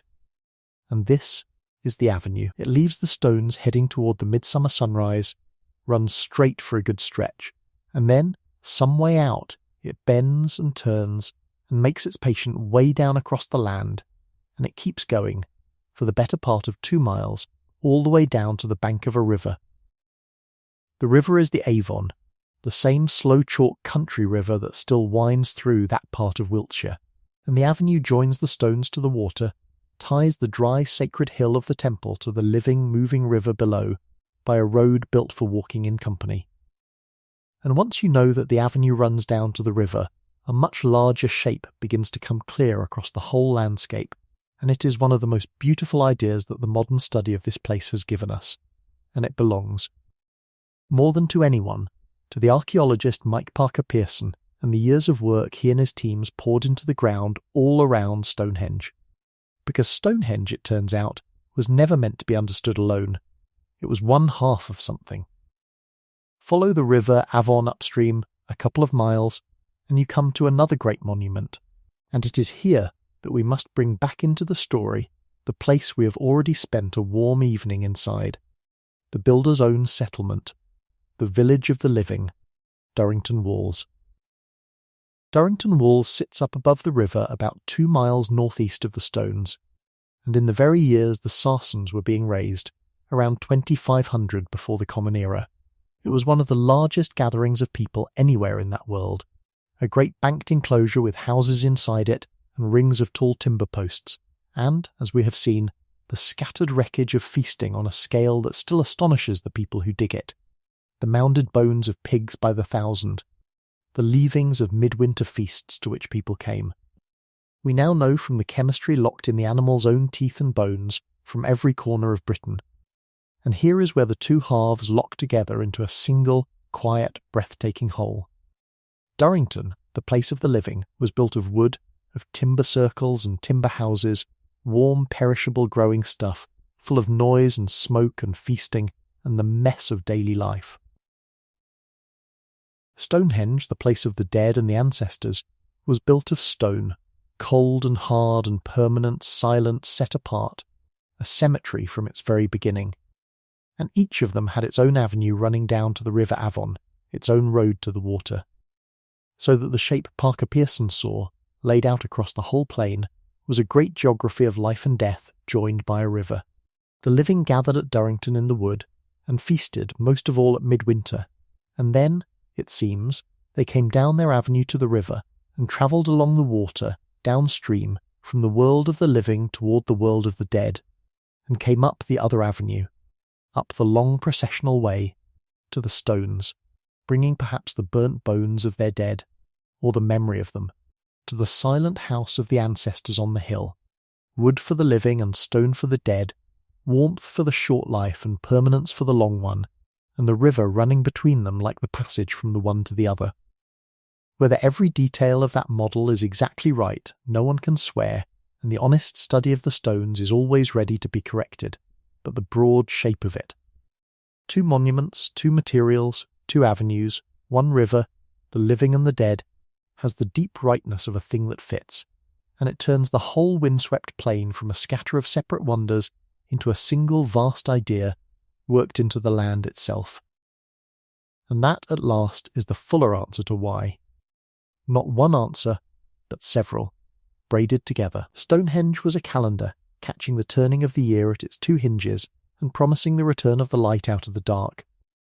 It was a temple, a place made holy, aligned with the great certainties of the sky. It was a cemetery, a home for the ancestors, tended by the living who still loved them. And it was a meeting place, a fixed point in a wide and thinly peopled land, to which scattered farming communities came, hauling stones and driving pigs and walking many days, gathering at midwinter around the fires and the feasts and the standing stones, and in the gathering, in the shared enormous labour and the shared enormous meal, becoming, for a while, one people. It bound them. In a world with no cities, no writing, no kings that we can name, the great stone ring on the plain was one of the strongest things holding a whole society together, a reason to come, a place to belong, a thing everyone had a hand in and everyone could see. And it is worth dwelling, in the warmth of the evening, on what one of those midwinter gatherings must actually have been like, not as a solemn, stiff ceremony out of some painting, but as a living, breathing, faintly chaotic thing. Picture it. The shortest days of the year, the cold settled deep into the chalk, the light thin and low, and across the plain, along the trackways and down the river, come the people, family groups and whole communities, on foot, driving their pigs before them. Pigs fattened through the year for exactly this, walked many miles to be feasted at the great gathering, the smoke of 100 cooking fires, the smell of roasting pork thick enough to lean on, the noise of people who have not seen one another since the last gathering, meeting again, marriages perhaps arranged, news traded, quarrels settled or started, the young sizing one another up, the old settling by the fires to be warm and to be listened to. And somewhere in the middle of all that ordinary human warmth, the stones, standing dark and enormous against the low winter sun, catching the light of that most important sunset, the promise of the returning year framed in rock, while the people ate and talked, and slept and woke and ate again. It was not, we think, a grim place. It was a feast. The evidence in the ground is not the evidence of misery, but of plenty, of a people who came together in the cold heart of the year and made deliberately, out of pork and firelight and standing stones, a great warm island of belonging against the dark. There are, one suspects, far worse ways to spend a midwinter. That is a great deal of meaning for a ring of rock to carry, and it carried it. We think, for many long centuries, the fires lit at midwinter, the sun caught setting between the trilithons, the dead brought up the avenue to lie among the ancestors, the whole slow, beautiful machine of it turning over year after year after year, in a rhythm so patient it makes our own hurried calendars look faintly ridiculous. But the world, even a world as slow as that one, does not hold still. And in the very centuries when the finished temple stood at what we might call the height of its life, around 2400 and 2300 before the Common Era, a change was coming to that land from across the water, quiet at first, then unmistakable. And it is the last thing we will let ourselves think about tonight before we rest, this soft turning of an age. For across the narrow sea, on the continent of Europe, there had grown up a new way of doing things, a new fashion in pottery and burial, and above all in metal, and the people who carried it, or at least the customs and the bloodlines that carried it, began, around 2450 before the Common Era, to arrive in Britain. Archaeologists call them the beaker people, or the bell beaker culture, after the distinctive drinking vessel they buried with their dead, a fine handmade pot shaped rather like an upturned bell, decorated with neat combed and pressed patterns running round it in bands. And where you find these beakers you find. again and again, a new way of dealing with death and a new metal in the ground. Because the beaker people brought metalworking. First copper, soft and reddish and easily worked, and then, before very long, the harder, more useful alloy we call bronze, copper mixed with a little tin. And with metal came a whole new order of tools and weapons and ornaments, daggers and awls and gold trinkets, the first faint gleam of a world that would one day be full of metal. And they brought, too, a new way of being buried. For the people who raised Stonehenge, the great communal builders, death had largely been a shared and mingled affair, burnt bone gathered together into the common ground, the individual folded back into the ancestors. But the beaker way was different. The beaker way honoured the single person. Their dead were laid in individual graves, often curled on their side as though sleeping, and around them were set their own possessions, their own beaker, their own weapons, their own ornaments, the gear of a particular man or woman marked out and remembered as themselves. It is a small change and an enormous one. This turn from the shared grave to the personal one, this new interest in the individual, in status, in the goods a single life could gather and keep, and it whispers of a whole coming age in which power would pool in particular hands rather than spreading through the whole community. And we will watch that age settle in on another evening. The change ran deep, deeper even than customs. The patient reading of ancient bones, of the very Dina locked inside them, has shown that this was not merely a new fashion adopted by the old population, but a genuine great arrival and mingling of new people from the continent, so thorough over the following centuries that the make-up of the population of Britain was, in large part, remade. But we should be careful, in the calm, not to paint this as a conquest or a catastrophe, a horde sweeping in to smash the old world of the stones. Nothing in the ground suggests any such violence. What the ground suggests is quieter and stranger, a slow folding in, a coming of newcomers who did not throw the old temple down, but, it seems, gathered to it, honoured it, wished to be near it in death. And nowhere is that gentler picture clearer than in one particular grave, dug into the chalk not far from Stonehenge. That has become one of the most famous burials ever found in Britain. The man we now call the Amesbury Archer. He was found near the town of Amesbury, just a few miles from the stones, laid to rest around 2300 before the Common Era, in the Beaker Manor. Curled on his side, and he was buried rich. Richer, in fact, than almost anyone else of his age yet found in that land. Around him and upon him lay some 100 objects, an extraordinary hoard for that time, and among them the things that gave him his name, a set of finely made flint arrowheads, and the wrist guards an archer wears against the snap of the bowstring, so that whatever else he was remembered as a man of the bow. But there was far more. There were his beakers, several of them. There were tools of copper, knives, and among them the small but astonishing evidence of the new age.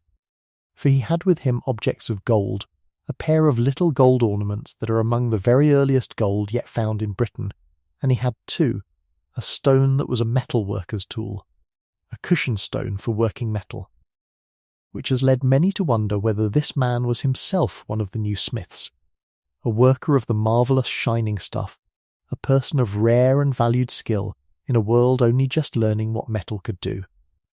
A rich man, then, an archer, perhaps a smith, honoured in death close to the great temple. But the strangest and most moving thing about the Amesbury Archer is not in the goods at all. It is in his teeth. For the chemistry of the water a person drinks in childhood, the particular signature of the ground it flowed through, is locked into the enamel of the teeth as they form and stays there for life, and when that signature was read from the Amesbury Archer's teeth, it did not match the chalk of Salisbury Plain, nor anywhere in Britain at all.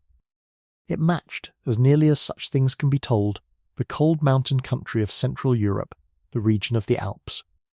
This man, buried in wealth and honour a few miles from Stonehenge, had grown up far away, among mountains in another land, and had come, across his lifetime, all that long way to the plain of the stones, and had died there, and been buried there with every honour his new people could give him. We do not know why he came. We never will, not truly. Perhaps he came following the metal trade, a skilled smith travelling toward the great gathering places. Perhaps he came drawn, as so many were, toward the fame of the stones themselves, for even then, even when the temple was at its living height, it must already have been renowned, a place spoken of across the water, worth a long journey to see, and worth, if you were fortunate, being buried beside. Whatever brought him, he stands for the whole quiet turning of that age. The newcomer from the continent, rich in the new metal, buried in the new individual way, and yet drawn to the old stone temple, raised by the people his own people were slowly joining and becoming. The old world and the new lying down together in the chalk. And through all of it, through the beakers and the copper and the first gold and the graves of honoured individuals, the great stone ring still stood, still caught the midwinter sun going down between its tallest stones, still gathered the living up its avenue to the ancestors. The temple was not abandoned as the new age came in. It was still tended, still watched, still holy, its stones still gleaming pale under the wide Wiltshire sky, keeping its patient appointment with the turning sun, while, all around it, in 100 small quiet ways, the world it had been built for was gently, unhurriedly, becoming another world. And there, on that soft threshold, with the finished temple standing whole, and the new people settling in around it, and the light still faithfully returning every midwinter out of the deep of the dark, we can let the evening rest. And so the great work was, in a sense, already done. The circle of sarsens stood complete upon the chalk, capped with its level ring of lintels, and the 5 tall trilithons stood within it like a horseshoe of doorways opening toward the winter sun. The temple was finished. But a place like Stonehenge is never quite finished, not in the way a house is finished, or a wall, or a loaf of bread. It goes on being tended, and rearranged, and thought about, and quietly argued over, for as long as there are people who feel it belongs to them. And so we come now to the Bronze Age, to the long centuries that unfold roughly from 2200 before the Common Era down to about 1500, and to a slower kind of story than the raising of the stones. This is the story of the settling. This is the story of a monument passing, very gently and across many lifetimes, from a thing being made into a thing being kept, and then, at last, into a thing simply standing, weathering, remembered, and slowly let be. There is no catastrophe in this chapter. I want to say that plainly and early, so that no part of you lies waiting for one. Nothing burns, no horde comes over the hill. There is only the long, soft exhale of a place that has done its great work and is beginning, over hundreds of years, to grow old in peace. That is the whole of it, and it is enough. Picture the plain as it lay in those centuries. The wildwood had long since been pushed back, and the downland rolled away on every side in wide sweeps of pale chalk grass, cropped short by cattle and by sheep, silvered when the wind moved across it, so that from a little distance the whole plain seemed to breathe. The stones stood at the centre of that breathing country, grey and enormous and by now already old, streaked with the first faint bloom of lichen, warmed on their southern faces by the low sun and cold on their northern faces where the frost lingered into the morning. And around them, the people of the Bronze Age went about a life that was, in its bones, not so very different from the life of their great-great-grandparents who had dragged the Sarsens across the miles. They kept their herds, they tended small plots of barley and of wheat. They gathered at the turning points of the year to feast and to remember and to bury their dead. But the tools in their hands were beginning to change, and with those tools, slowly, the shape of the world was changing too. For among these people, and among their fathers before them, there had come into the land a new and shining thing, a thing the first raisers of the stones had never known. Metal, first copper, soft and reddish, hammered and cast into little blades and awls and ornaments, and then, as the smiths learned to fold in a whisper of tin, bronze, harder and keener and brighter, holding an edge as no stone ever could. It had come, this knowledge, with newcomers from across the narrow seas, from the wide continent to the south and the east, the people we call the beaker folk for the fine bell-shaped pots they set beside their dead. They had arrived in the age of the great stones and the ages just after, and they had brought their metal and their new ways of burying a single honoured person alone, and by these Bronze Age centuries their blood and their customs had mingled all through the country until they were simply the people of the plain going about their lives among the mounds. So you must not picture the builders of the ditch and the haulers of the Sarsens standing here. Those were long gone. These were their inheritors, a changed people in a changing world, and the metal in their hands was the quiet engine of that change. Let us begin, though, not with the metal but with the stones themselves, because even in these later centuries the builders had not entirely put down their work. The great Sarsens were settled and permanent, too vast to move and never meant to be moved again. But the smaller stones, the blue stones carried all that long way from the Preseli Hills in the far west of Wales, those the people went on rearranging, more than once, as though the monument were a sentence they kept returning to and gently repunctuating. The blue stones had been set and lifted and set again, in one pattern and then another, across the generations. Now in these Bronze Age centuries, they were arranged into the forms in which we half glimpse them today, a ring of blue stones standing within the circle of great Sarsens, and nested inside the horseshoe of the tall Trilithons, a smaller inner horseshoe of blue stones, echoing the giants in miniature. It is a tender thing, when you sit with it. The largest stones were the labour of a whole society, the Sarsens hauled from the Marlborough Downs, from the woods called Westwoods near Marlborough, where the geologist David Nash and his colleagues would one day trace most of them home. Those the people left alone, for they were the walls of the house of the dead. But the little stones, the blue stones, the far-travelled ones, those they went on touching and shifting and thinking about, arranging and rearranging them the way you might move and move again the few small treasured things upon a shelf, never quite satisfied, never quite done, because the arranging itself was a kind of devotion. These were the last great adjustments of a monument by now more than 1,000 years in the making. And we should be honest, in the gentle way this quiet room is always honest, that we do not know the whole of the order of it. The blue stones were moved so many times and the ground so worked and reworked that even the patient diggers and daters of our own age cannot always tell which arrangement came before which, or how long each one stood before the people took it up again. There are holes in the chalk where stones once were, and no stones in them now, sockets that held something for a while and then held nothing, empty little graves of stones long since carried off or crumbled to grit. This is the truth of a place tended across so many centuries. It is not a single clean design set down once and left. It is a palimpsest, a thing written over and written over again, each generation's hand faint beneath the next, until the earliest marks are almost lost. And I find that comforting rather than frustrating, if I let myself. It means the monument was alive. It means it was loved enough to be changed. A thing that is finished and never touched again is a thing that no one loves anymore, and Stonehenge, through all these long centuries, was loved and touched and thought about, and set a little differently in the moonlight, over and over, by hands that are dust now and were warm then. Think of that span for a moment, slowly, the way you might sink a little deeper into the pillow. More than 1,000 years, the people who reset those blue stones in the Bronze Age were as distant in time from the first diggers of the ditch as we tonight are distant from the very edges of the medieval world. The monument they were adjusting was, to them, already unimaginably ancient, inherited from an age they could not have named, built by ancestors so far back that memory had softened into something closer to legend. And still they cared for it.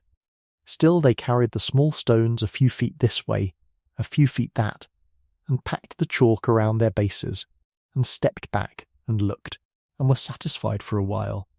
There is a humility in that which I find very restful.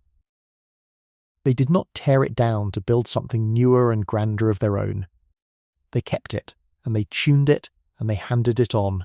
Beyond the small work upon the stones, The people also lengthened and cared for the avenue, the long processional way of paired banks and ditches that ran out from the northeastern entrance of the monument, curving down at last across the miles toward the River Avon.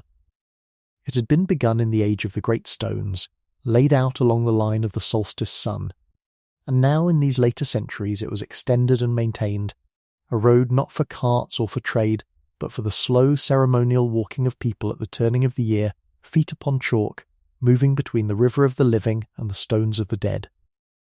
To walk it must have taken a long time, and I suspect that was rather the point. Some journeys are meant to be slow. Some journeys are the whole of the prayer.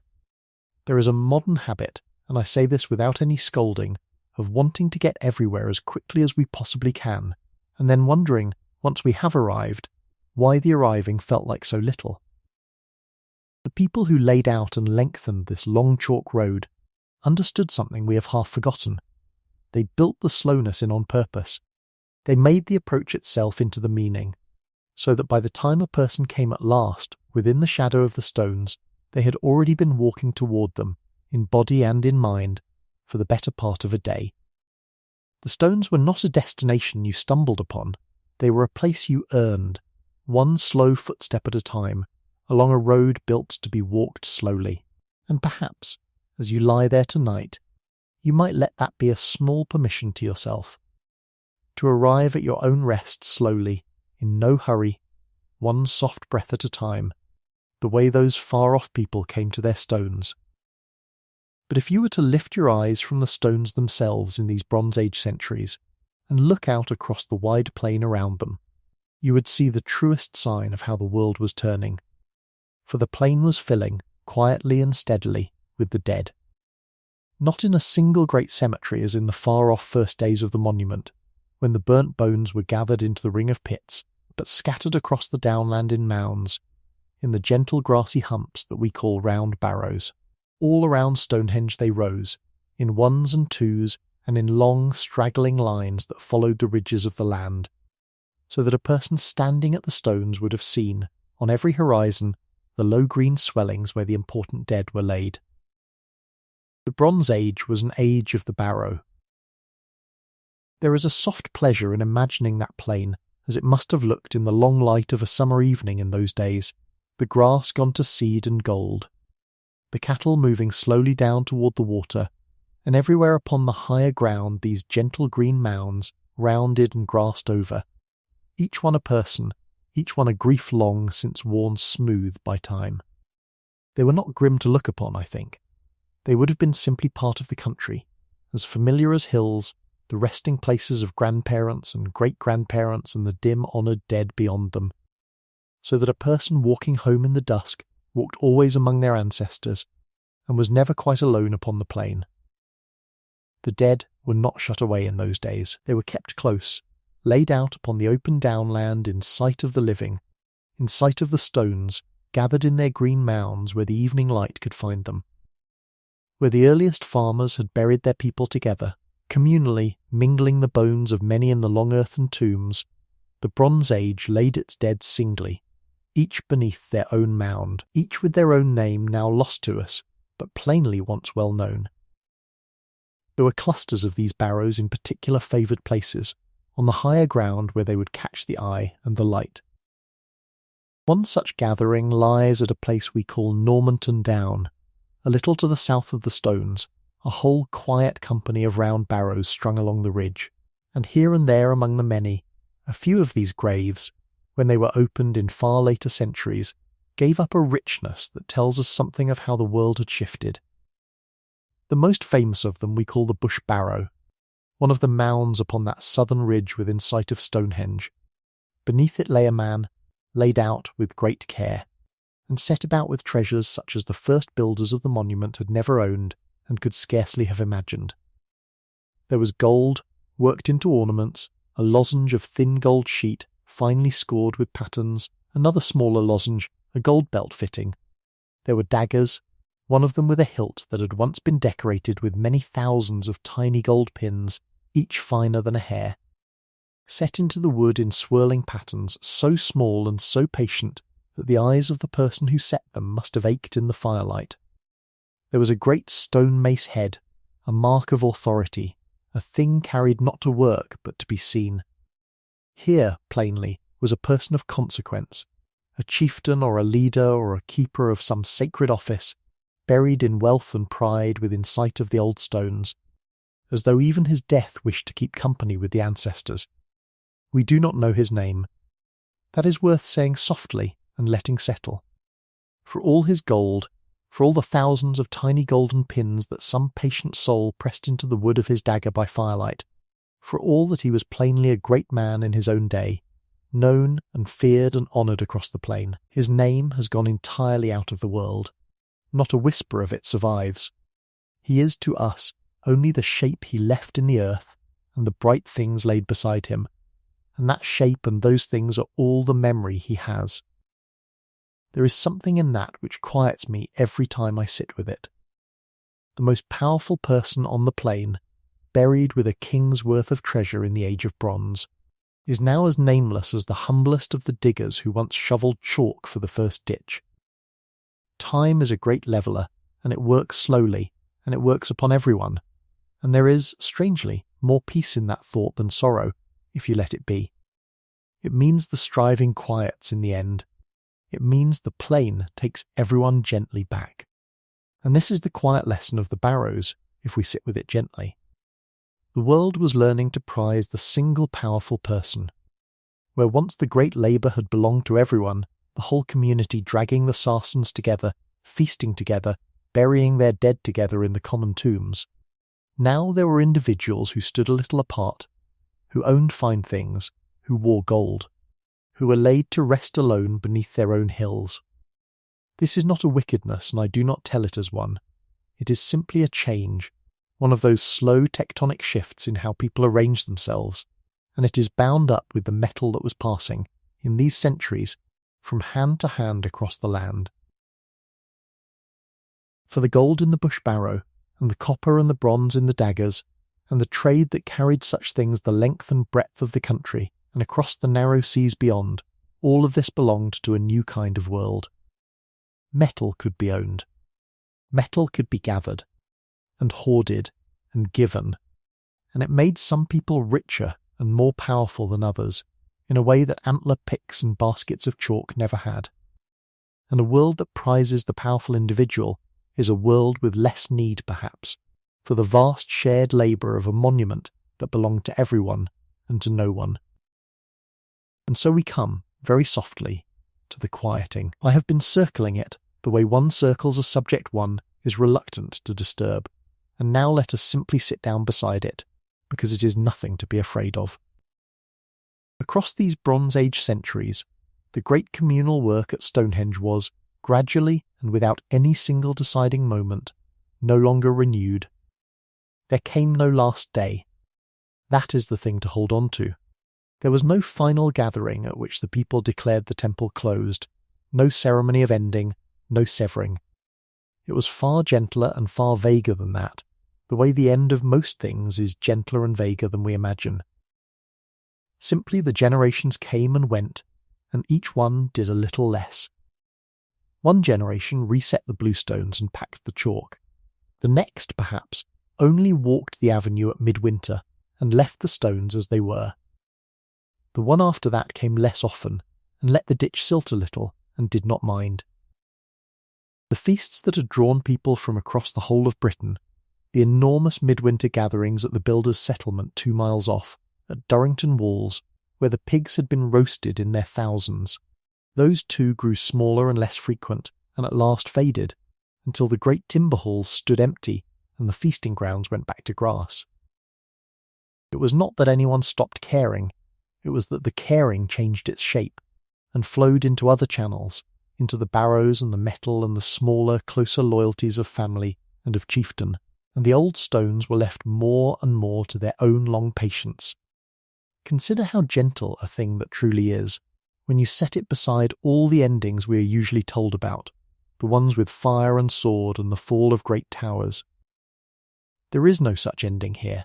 No enemy ever threw down the stones of Stonehenge in anger. No conqueror ever forbade the people to gather there. No plague emptied the plain in a single terrible season and left the temple to the crows. It was nothing so sharp and nothing so sad. It was only the slow turning of the way people chose to live, the way a river, over centuries, will quietly abandon one bend and find itself another, leaving the old curve behind as a still and shining pool that fills with reeds. The people found new bends to follow. The temple became the still pool, left to the side of the living current, no longer part of the daily flow but not destroyed either, simply set gently aside, holding the sky in its water, and the stones, being stones, simply went on standing. This is where I find the deepest rest in the whole long story, and I want to share it with you slowly, in case you would like to rest there too.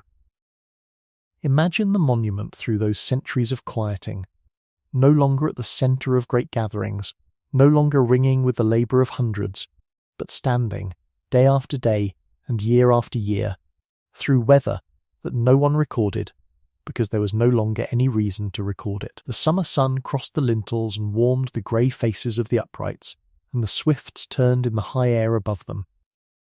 The autumn rains ran down the stones in long dark streaks and pooled in the old silted ditch, and the rooks came down to walk among them, black and unimpressed, prizing worms from the softened turf without the least idea that they were standing in a temple. The winter frost furred the northern faces white, and on the shortest day of the year the sun still sank, exactly as it had always sunk, down the ancient axis, between the tall stones of the great trilithon, whether or not a single soul was there upon the plain to watch it go. That is the part I love. The alignment did not stop working because the crowds had gone.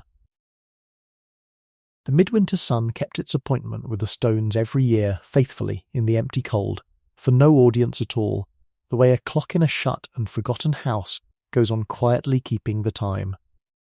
And slowly, so slowly, the monument began to show its age. Here and there a stone shifted in its socket, as the chalk beneath it settled with the passing of the water and the frost of season upon season.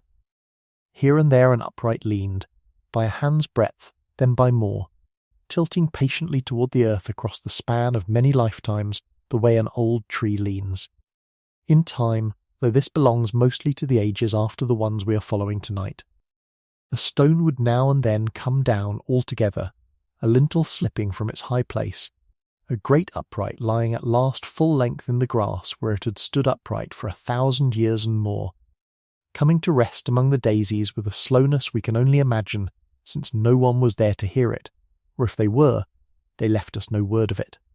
And this too is a gentle thing, when you let it be. Nothing pushed those stones, no army, no earthquake worth the name, no curse and no fury, only time and weather, and the honest weight of the stones themselves, drawing them by the smallest fractions back toward the ground they had been lifted from. A monument returning, at the pace of geology, to the plain that bore it. By about 1500 before the Common Era then, we reach the far edge of the active life of Stonehenge, and it is worth pausing here at that edge to feel how strange and how ordinary it is. For the people who lived beside the stones in that age, Stonehenge was already ancient. This is the thing that undoes me a little, in the best and most restful way. We tend to imagine the builders and the users of Stonehenge as one people, one moment, one crowd in robes with their hands upon the stones. But the truth is far longer and far stranger, and far more human than that.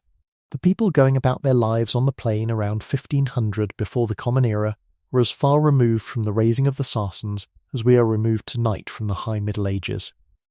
The stones were, to them, an inheritance from a past they could not clearly see, built by ancestors whose names and whose reasons had already blurred into the soft gold of legend. They walked among them, no doubt, and buried their own great dead in sight of them, and told, I am quite sure, their own stories about who had raised them and why, stories we will never recover.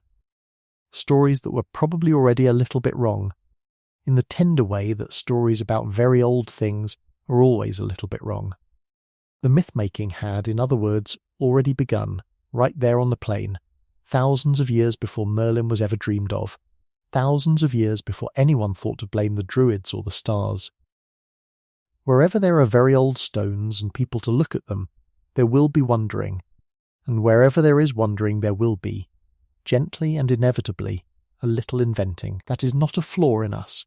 It is nearly the nicest thing about us. And here, if you will let me, is the quiet centre of the whole long fading, the thing I most want you to carry down into sleep. There was never a people who called themselves the builders of Stonehenge, and then a wholly different people who forgot it. There was only one long river of people, flowing on and on across 1,500 years and more, each generation a little different from the last, each handing the stones onward to the next, until the ones at the far end of the river could no more remember the ones at the beginning than a grown person can remember being born. The forgetting was not a betrayal. It was simply what happens when a thing outlives the memory of the hands that made it, which is the fate, in the end, of very nearly everything we build and love. And the stones did not mind. The stones went on being exactly what they had always been, grey and patient and aligned to the turning sun, while the meaning that people hung upon them shifted and softened and drifted, like the mist that gathered at their feet on cold mornings. And so the old temple settled into its long quiet, an ancient thing among people who already thought it ancient, its great work finished, its builders forgotten, its stones leaning by degrees into the chalk. The plain around it filled with the green mounds of the newer dead, and the metal moved from hand to hand, and the world went on turning toward all the ages that were still to come, the Iron Age and the Romans, and everything after, none of which knew or could have told you the plain human truth of who had raised the stones and why. But that unravelling and that long forgetting, and the slow patient labour by which the truth was one day drawn back up out of the ground, all of that belongs to the last of our chapters, and we need not reach for it tonight. Tonight it is enough to rest here, at the soft closing of the monument's living centuries, and to feel how gently a great thing can come to its rest. There was no ending. There was only a long, kind fading, like the light going out of the plane at the end of a long day, first the colour, then the warmth, then the shapes themselves softening into the blue, until only the stones remained, patient and grey and faintly luminous under the rising moon, keeping their appointment with the winter sun for no one, and asking nothing of anyone at all. Let us leave them there for now. Let us leave the plain to its silence, and the barrows to their sleep upon the ridges, and the bluestones to the last quiet places the people had chosen for them, and the great sarsens to their long slow leaning, and the midwinter sun to its faithful sinking down the ancient line. Let us leave all of it exactly where it lies, whole and finished and at peace, an old, old thing settling softly into the turf, in no hurry at all, with all the time in the world. And so we come to the last and longest chapter of all, the one that is not about the building of Stonehenge, but about the forgetting of it, and then, very slowly, the remembering. By about 1,500 years before the Common Era the great work was finished, and no one raised another stone. The people who had known why the Trilithons stood where they stood, who had known the names of the ancestors gathered in the burnt bone pits, who had walked the avenue toward the river with the midwinter dusk at their backs. Those people lived and died, and were folded gently into the round barrows on the plain. And their children knew a little less, and their children's children less again. This is how knowledge leaves the world, not with a slam but with a softening, the way a footpath fades when no one walks it. The stones did not move. The stones did not care. They only stood there through the centuries with the wind going over them, keeping their own counsel, while the meaning that had been poured into them thinned out of the air like wood smoke and was gone. Let that be a gentle thought to lie down inside of tonight, that a thing can be forgotten and still be perfectly safe, still be standing, still be waiting without impatience for someone, someday, to come and puzzle out its story again. Settle a little deeper now. There is nothing left to build. There is only the long, quiet afterlife to drift through. For century after century the plain kept its silence, and the stones weathered under it. The bronze that the Beaker folk had brought gave way in time to iron, and iron to the ordinary busy centuries, and through all of it Stonehenge stood at the edge of memory like a word you cannot quite recall. When the Romans came to Britain, some 2,000 years ago now, marching their straight roads across the downs and raising their little towns, the monument was already older to them than the Romans themselves are to us. Think on that for a slow moment, because it is one of those facts that gently rearranges the furniture inside your head. A Roman soldier standing beside these stones was standing beside something more ancient, from his point of view, than his own empire is from ours. He did not build them. He could not have told you who did. He seems to have come, now and then, and left small things among the stones, a coin, a scattering of pottery, a brooch, the ordinary litter of people who visit an old and strange place and feel that they ought to leave something behind, the way we drop a coin in a well without quite knowing why. Whether the Romans worshipped there or only wandered there, we cannot say. But they knew the stones were a marvel, and they left the stones alone, which is more than can be said, for some of the centuries that followed. And all the while, so slowly that no single year showed it, the stones were changing under the weather, in the only way stones ever hurry, which is to say not at all. The rain worked at them, and the frost worked at them, and the lichen spread its grey gold maps across their faces, and here and there across the long centuries, an upright that had stood true began to lean, and a lintel that had ridden the air for 1,000 years came down at last into the turf with a softness we can only imagine, no one there to hear it, the grass simply growing up around it where it fell.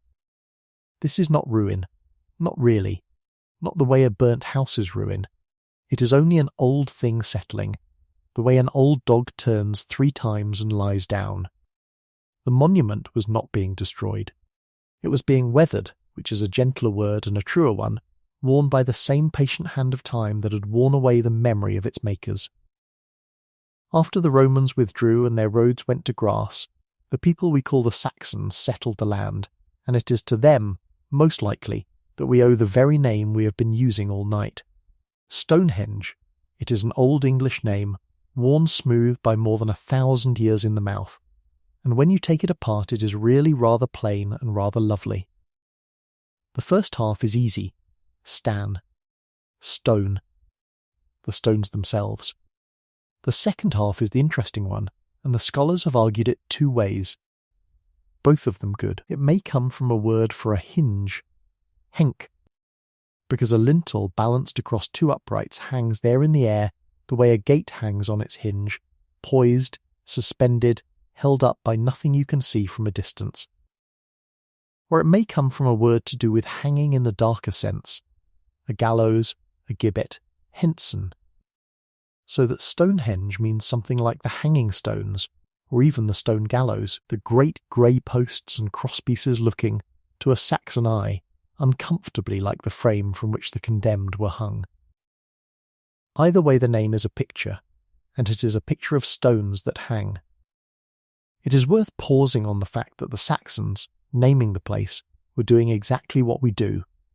They were looking at something whose makers they had entirely forgotten, and they were describing what they saw, not who built it, not why, only what it looked like, stones that hang. The word henge, which archaeologists now use for a whole class of ancient circular earthworks all across Britain, that word was invented later, and it was invented backwards, so to speak, taken out of Stonehenge and handed round to all its cousins, which means in a small and pleasing irony that Stonehenge is not really a henge at all, not in the strict technical sense the experts use, its bank and ditch being the wrong way round for the definition it gave its name to. The thing that named the category does not quite fit the category. There is a dry little lesson in that, if you like, about the danger of naming a whole family after its most famous member, but it is far too late in the evening to press the point. Let the stones hang, let the name be. Now, into this long silence, into these centuries where the true builders were utterly forgotten, and the stones stood nameless, and then newly named on their empty plain, there came at last the storytellers, and here our 3 whispers are born at last, one after another, each in its own century, each filling the same aching gap. Because that is what the myths were, in the end. They were answers offered to a question no one could answer honestly. who raised these stones. When the truth has drained out of a thing and left it standing there enormous and mute, the human mind cannot bear the muteness, and it reaches for a story, any story, to pour back in. The first great story arrived a little under 900 years ago, in the middle of the 12th century, from the pen of a churchman and spinner of tales named Geoffrey of Monmouth. Geoffrey wrote a book he called The History of the Kings of Britain, and it is a wonderful book, and very nearly none of it is history. It is where a great deal of the legend of King Arthur first swims up into writing, and it is where, for the first time, the stones of Salisbury Plain are given a maker, and that maker is a wizard. Geoffrey tells us that the stones were a monument to the dead, raised over the graves of British nobles treacherously slain, and that to raise them the king called upon the enchanter Merlin. And Merlin, in Geoffrey's telling, did not quarry the stones or drag them or lift them. Merlin worked magic. The stones, Geoffrey says, were a great ring called the Giant's Dance, that stood upon a mountain far away in Ireland, stones the giants had long ago carried from Africa, stones with healing in them, and Merlin by his arts loosened them from the Irish earth and floated them across the sea and set them down, exactly and effortlessly, upon the plain. It is a marvellous image, the stones flying, the wizard with his arms raised, the giant's dance coming to rest. And you will notice, drowsily, how neatly it does the very thing we spoke of at the beginning of our long evening together, all those hours ago, how it lifts the real people clean out of the picture. In Geoffrey's story there are no farming families with antler picks. There is no rope, no sledge, no ramp, no sweat, no midwinter feast, no grief. There is only a wizard and a word and the stones obeying. It is easier in a way. It asks nothing of us. It does not require us to imagine that ordinary people no cleverer and no stronger than ourselves, did this patient enormous thing with their hands. But it is not true, and we can set it down as gently as you would set down a child's picture book at the end of a story, with fondness and without believing a word of it.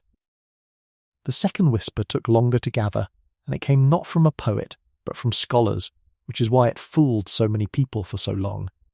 This is the whisper of the Druids, and to understand how it rose we must picture two curious, learned Englishmen, a few generations apart, walking these same downs with their notebooks. The first was John Aubrey, a gentleman of the 1600s, a great collector of old things and old stories, endlessly curious, forever starting projects he never quite finished, the very man you will remember, whose name we have already borrowed once tonight for the ring of 56 pits he would one day notice inside the bank. Aubrey looked at Stonehenge and at the other stone circles of Britain, and he reasoned, sensibly enough for his time, that these were native British temples, built before the Romans came, and that the only native British priests he had ever read of were the Druids, the priests the Roman writers described among the ancient Britons. So Aubrey, cautiously, in his unfinished way, suggested the Druids. And then, some 60 years later, came the second and far more enthusiastic man, William Stukely, a clergyman and antiquarian of the 1700s who loved Stonehenge with his whole heart, and did it, at once, a great service and a great disservice. The service was real and lasting, and we should honour it even as we smile at the rest. Stukely went out onto the plain and he measured, carefully, patiently, season after season. He walked the avenue and mapped it. And above all he saw, and wrote down clearly, the thing that centuries of visitors had somehow walked straight past, that the whole monument is laid along the line of the sun, that its axis points to the rising of the midsummer sun and away to the setting of the midwinter sun. Stukely recorded the solstice alignment, and in doing so he handed the future the single most important key to what these stones were for. That was his gift, and it was a true one, receipts, as it were, drawn in ink.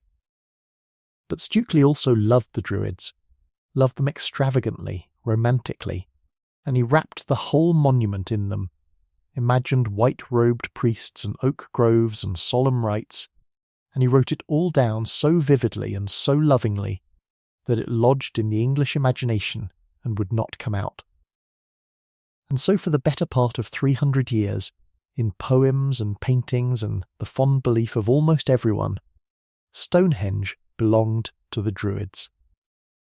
It is a beautiful mistake.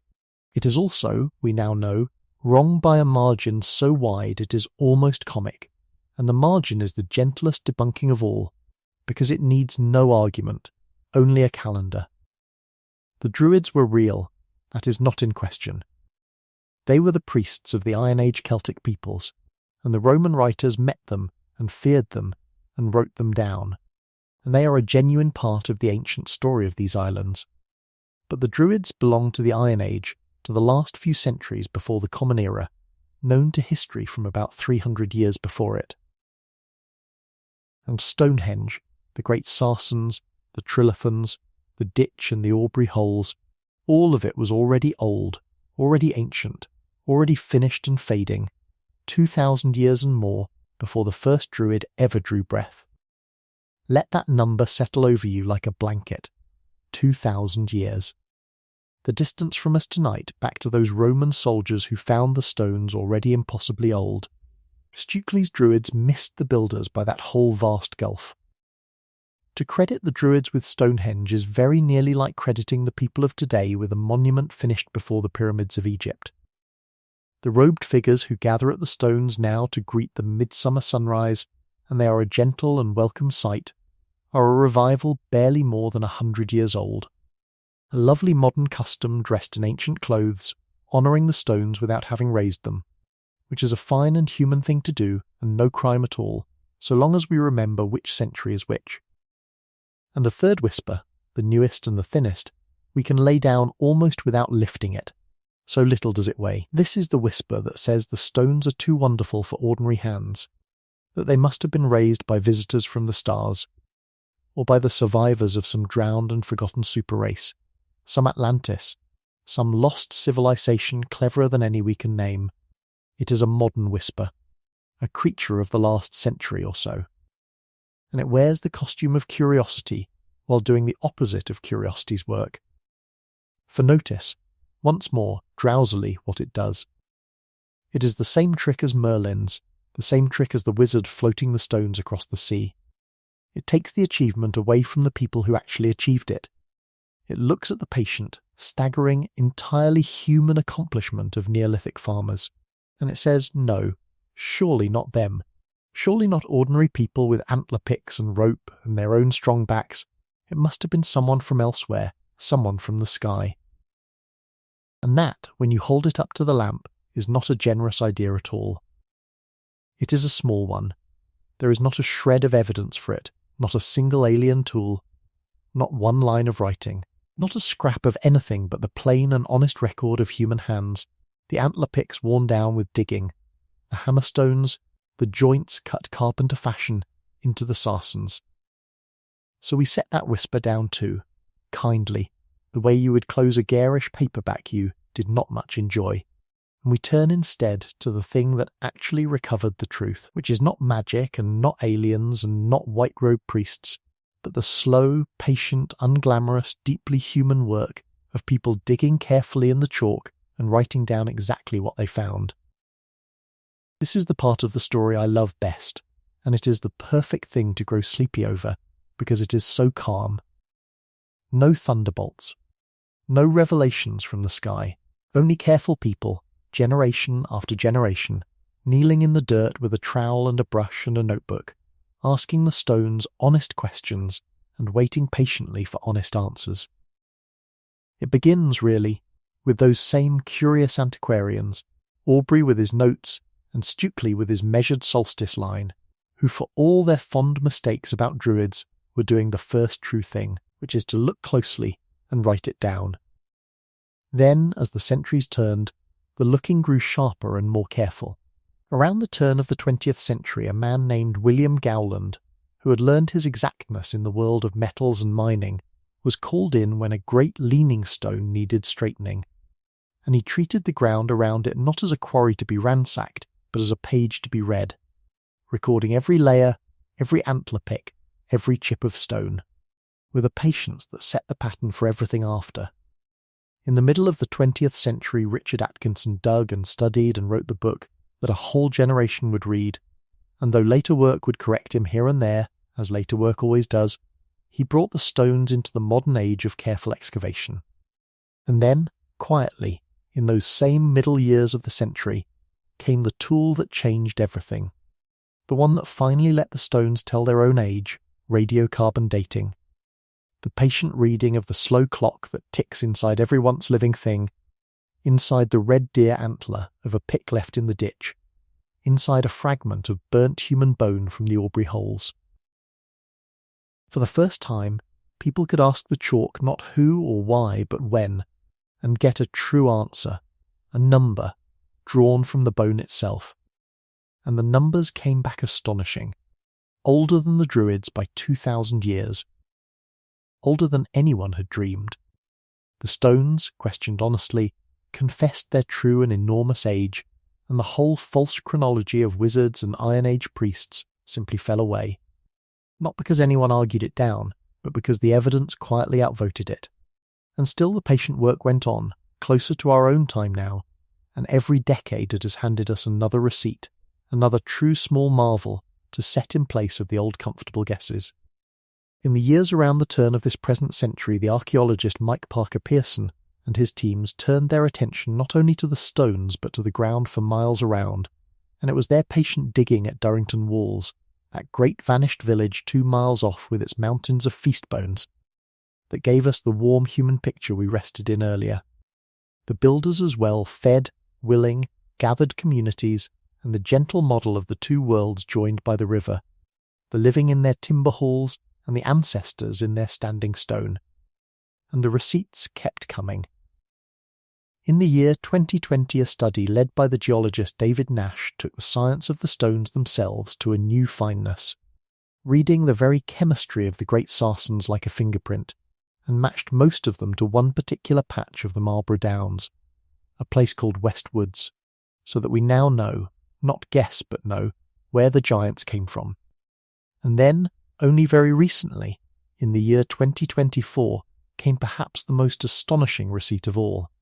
When careful analysis of the great recumbent slab at the very heart of the monument, the altar stone, showed that it had not come from Wiltshire, and had not come from Wales with the blue stones as everyone had assumed, but had travelled from the far northeast of Scotland, from the old rock of the Orcadian Basin, hundreds upon hundreds of miles, a journey so long and so unlikely that it stretches our whole picture of what these Neolithic people could do, and how far their world reached.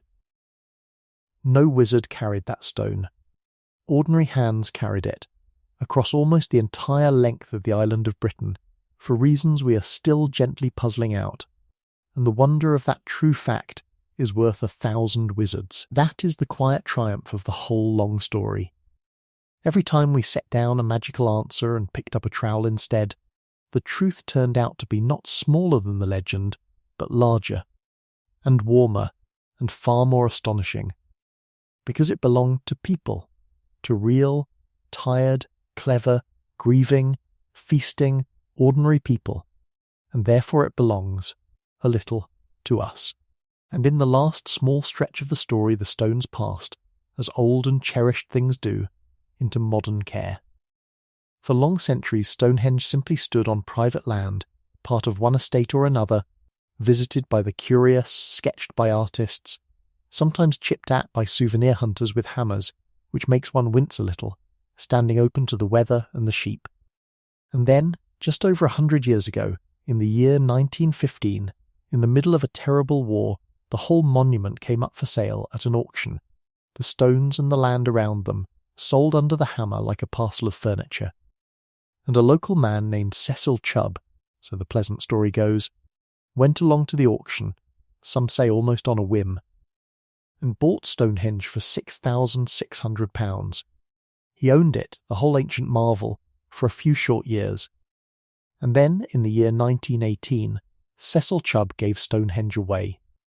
He gave it to the nation, to belong to everyone and to no one, to be kept in trust for all the people who would ever come to stand among the stones and wonder. It is a fine, quiet, generous act to end the human part of the story on, a man buying the hanging stones almost by accident, and then handing them freely to the future. Today the monument is cared for by English Heritage, watched over, studied, protected, and since the year 1986 it has stood on the list of the World Heritage of all humankind. Named together with the great stone rings of nearby Avebury, held now to belong not to one people, but to the whole human family. Which is, when you think on it drowsily, exactly right, because the story it tells is the whole human family's story, the story of what patient ordinary hands can raise. And now let us do the thing we have earned, after all these hours, and lift up and away from the plain and see the whole shape of it from above, the way the midsummer sun sees it. Let the lamp go dimmer still. Rise gently, in your mind above the standing stones. There they are below you, small now, the grey ring and the horseshoe of trilithons at the centre, the fallen ones leaning among the standing ones, the green bank and ditch, the pale line of the avenue running off toward the distant gleam of the river, and around them, spread across the whole plain in the low light, the humps and swells of the round barrows, the long low ridges of the ancestor tombs older even than the stones, the ghost of the great cursus, 5,000 years of the dead, and their monuments laid out together on the open chalk. Rise higher, and let the centuries turn under you like weather.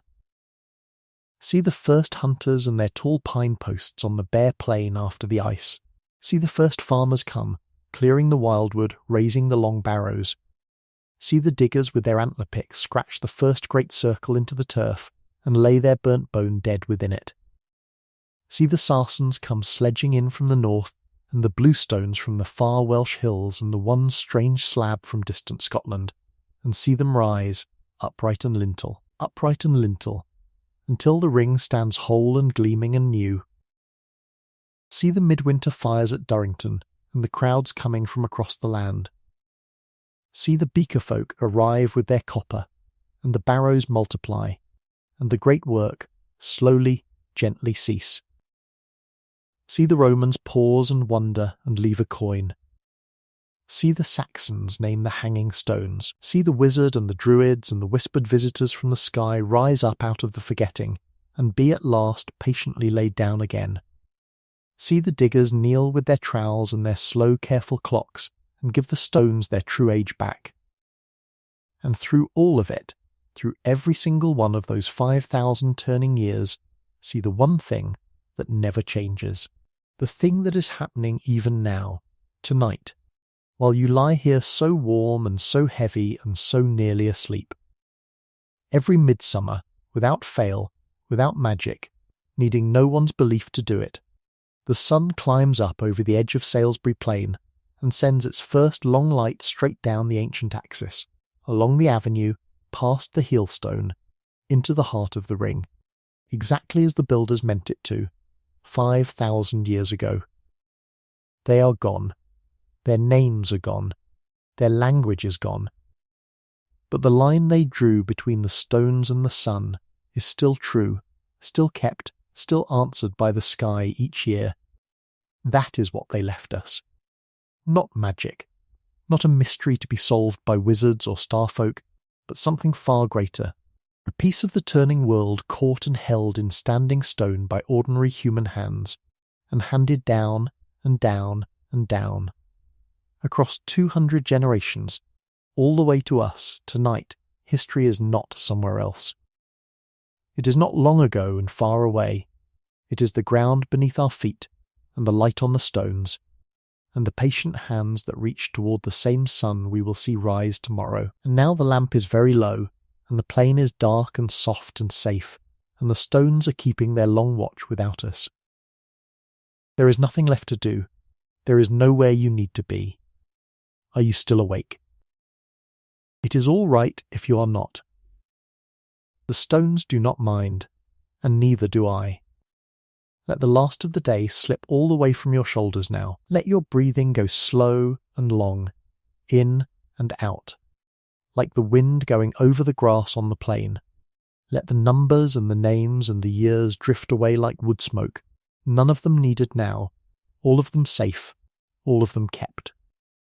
You have travelled 5,000 years tonight, and you may lay the whole journey down.